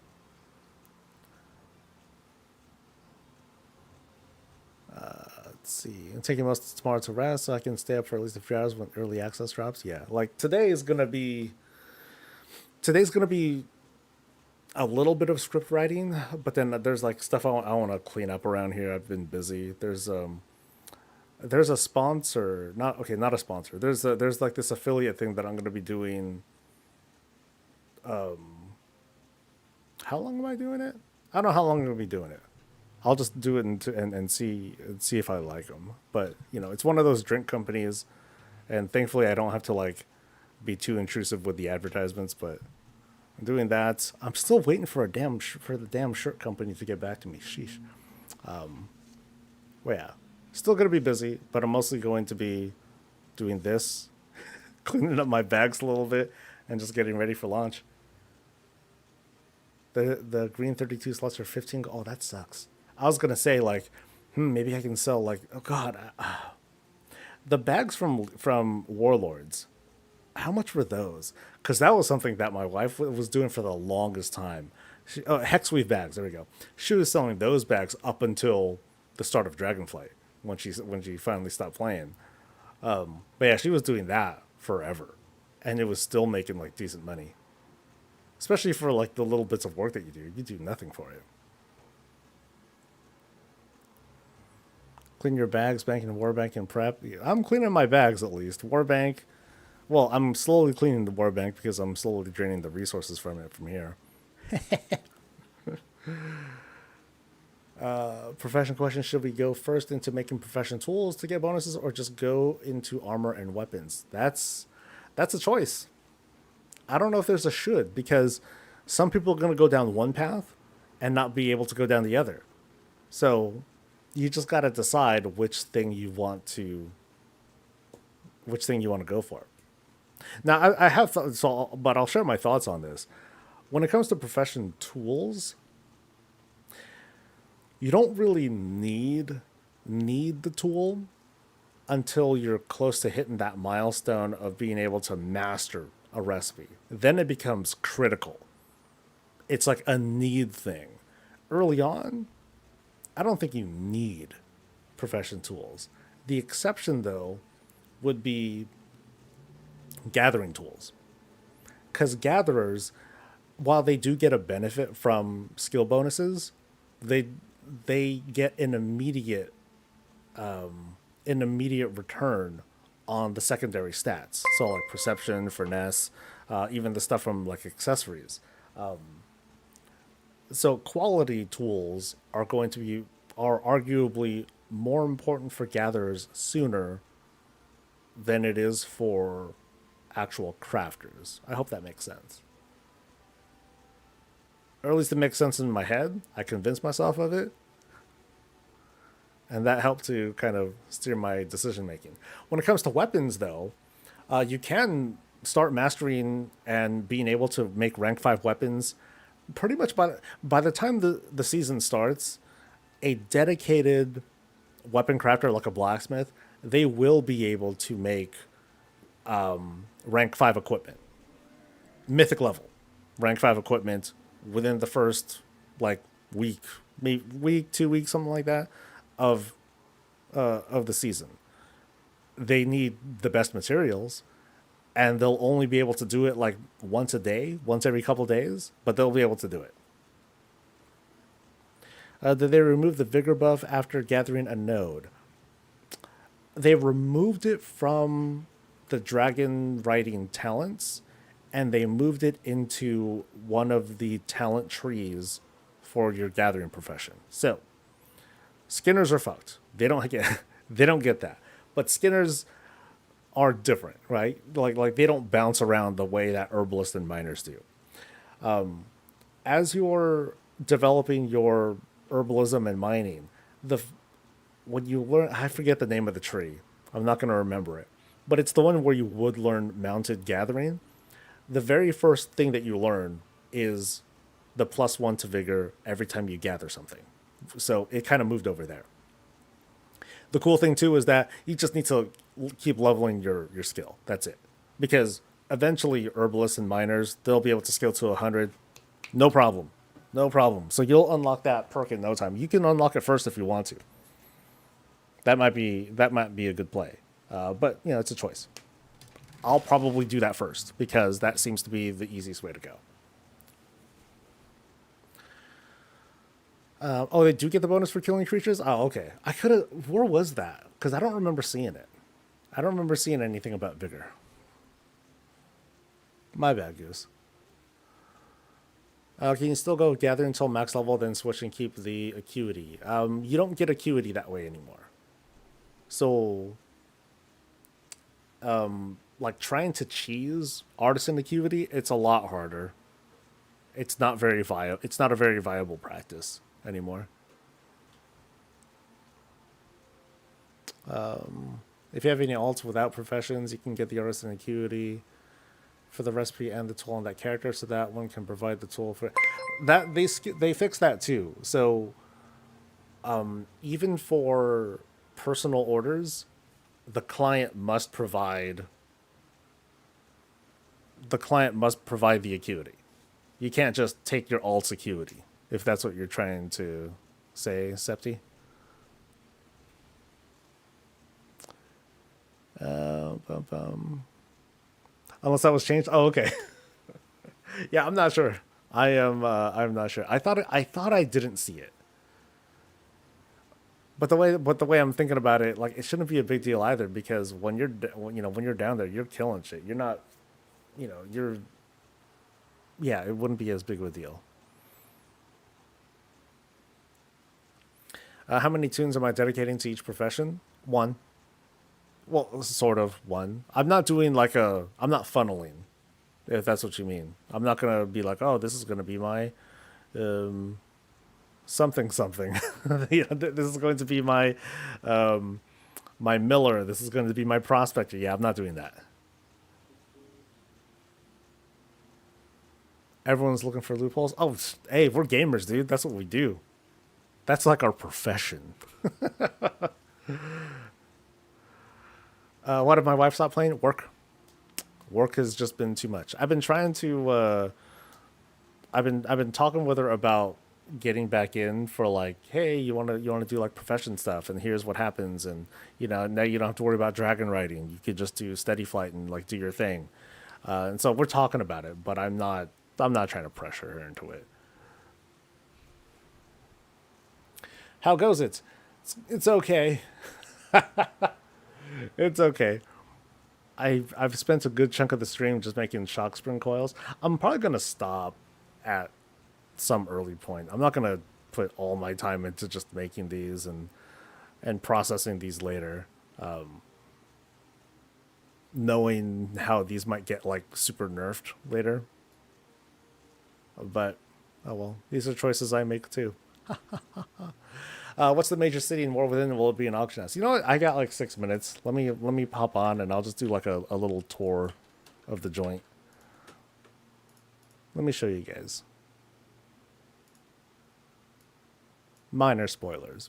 We're just gonna go around town. You made 4,000 while watching, so yeah. How many of us are gonna get screwed? We're like investing in coil stonks.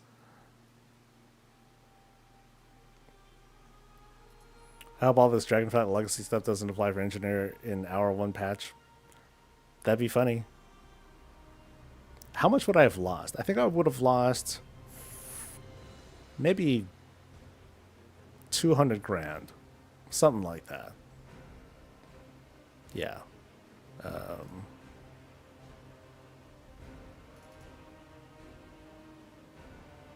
But if I miss out, oh well. That's why I'm going to be gathering. Let's see this way. It's 15 bucks. Oh, how much is the token now?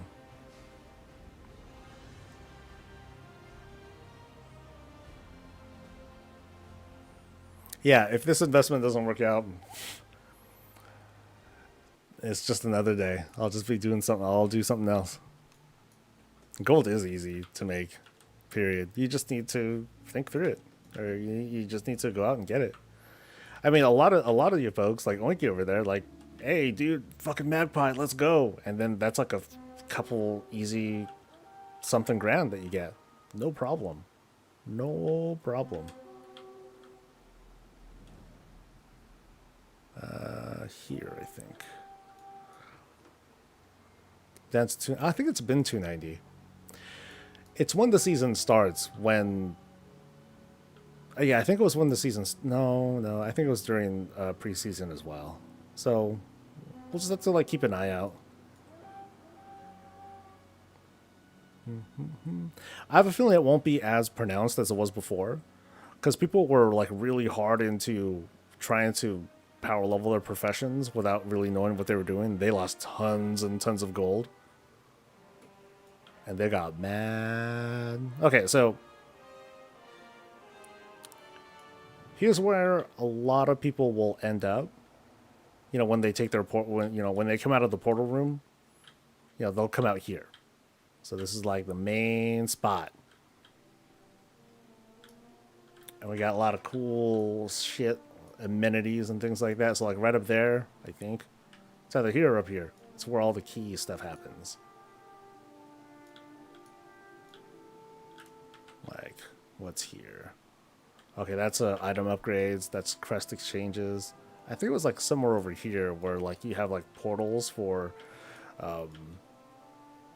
Mythic Plus and all that. Look, I don't think it was here, but it was somewhere like really close to here. Oh no, actually it is. So portals might be here. Here's like the Mythic Keystone Lady. There might be a portal there when the season starts. But the activities like really start around here. So like here's where like all the Delve exchanges are. There's like the Flight Master, as well as where you'll pick up like some meta quests or weekly quests and stuff like that. This right here is the main inn. So if people are hearthing back, this is where they're gonna pop out of. It's a nice big inn too.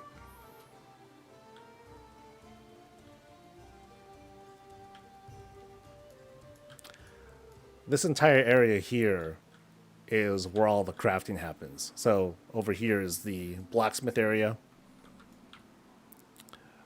Over here is where you'll do like exchanges, crafting orders, stuff like that. Well, you'll put in orders, or crafters will come here to buy recipes and stuff like that. That's where all that stuff happens. And then along the sides here are all the different professions. So I think these are like mostly like miscellaneous vendors. But then as we go down here, you see, I think like skinning and leather working's over here. Here's what? Tailoring. They don't get their own building. It's kind of messed up. I think jewel crafting is somewhere around here. Oh, no, the enchanting is there. They get a building privilege. Jewel crafting is over there. Inscription, alchemy. You know, and they're quaint little buildings with like little stuff to do. So instead of little overhangs in Dragonflight, some of them have like buildings of their own. Of course, though, the truest privilege comes from, you know, is given to blacksmiths and engineers. It even features like this whole death machine. Check it. Oh yeah. Huh! And you get an achievement. Oh, there's an achievement for it. Nice. I learned something. That's a big hole. Oh, that's where I came from. That's where you go into if you want to go into the other zones. But there are other ways. There's like quick teleports that'll take you to different parts of the quote continent.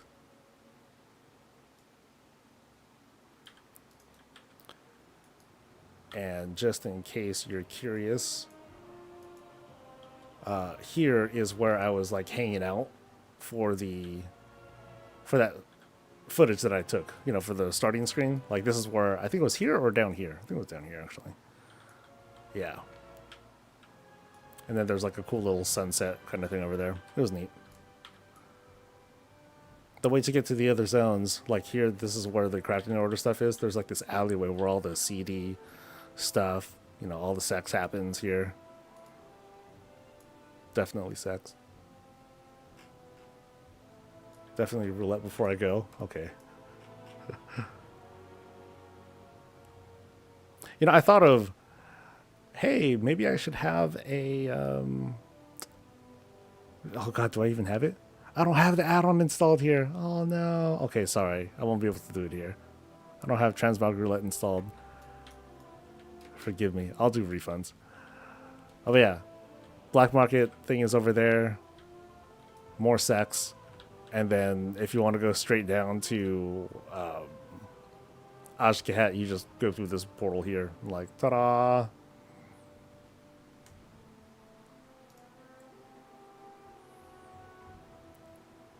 Cooking trainer probably rolling over their new... Oh, the cooking trainer, by the way, is in the inn. Just to let you know. So yeah, for some people who had concerns about, oh man, I gotta fly from Dorne all the way down the hole, then I end up here, then I have to go down here. Yeah, you just take a teleport. down here. Like there's like an easy teleport down here. I'm not sure about easy teleports to Halifal or Ringing Deeps, but I know that in Dorne, like here's the city. There's like this hole. There's like this hole here that'll take you straight down to the Ringing Deeps, and that'll take you to like, oh god, where is it? It'll take you to somewhere over here. I'm not seeing where the symbol is because they did not make it very easy to find, but it'll take you to like the middle of the zone, which is kind of neat. Oh yeah, yeah, here it is. So it'll take you to like that spot. It's kind of neat. And hey, look, a bountiful delve. It is bountiful for the next 20 hours. The auction house. Yeah, sorry about that. Let me show you.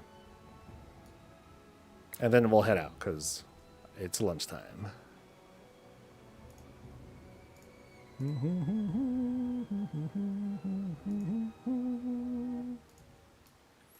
All right.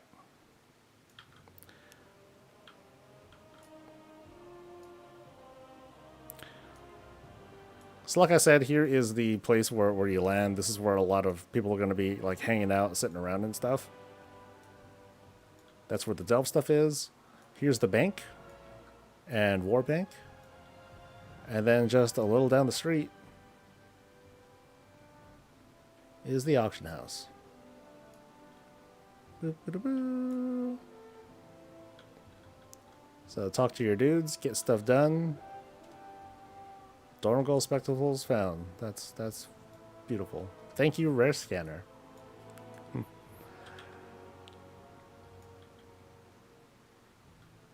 Yeah, so there's that crafting order thing again with the alleyway, and other cool thing, when the catalyst is available, it's just right down here. Right here in town. Yay! Nice and convenient. This is the amount you get from Delves? Yeah, a lot of people ask me about this too. Like, you get this is just the starting skin, I believe. I don't think I customized anything on it. You get it like right away. Once you hit max level the first time, you get like this, this nice little intro to all the stuff. It's all in town, and it includes getting this mount, and then from there, run the fuck out of Delves, and you'll eventually progress and unlock more appearances for it. So, in approximately 27 hours, the War Within early launch will disconnect and we'll all be at a load screen, and everything will crash and burn, and memes will be written, but so will history, and it's going to be fun, and it's going to be super exciting. And I will be here. I will be casting on both Twitch and YouTube. So whatever your favorite platform is, do it. I hope to see you here. To either hang out for the coolness or the shit show, or both. Whether you're playing or not, I'd love for you to come by, say hi, partake in the celebrations, and yeah. So I wish you well, and I wish you well with whatever remaining prep that you need to do. I don't think I have any video stuff or anything scheduled until Monday. Yeah. Because I'm going to be here, finally, just playing the goddamn game.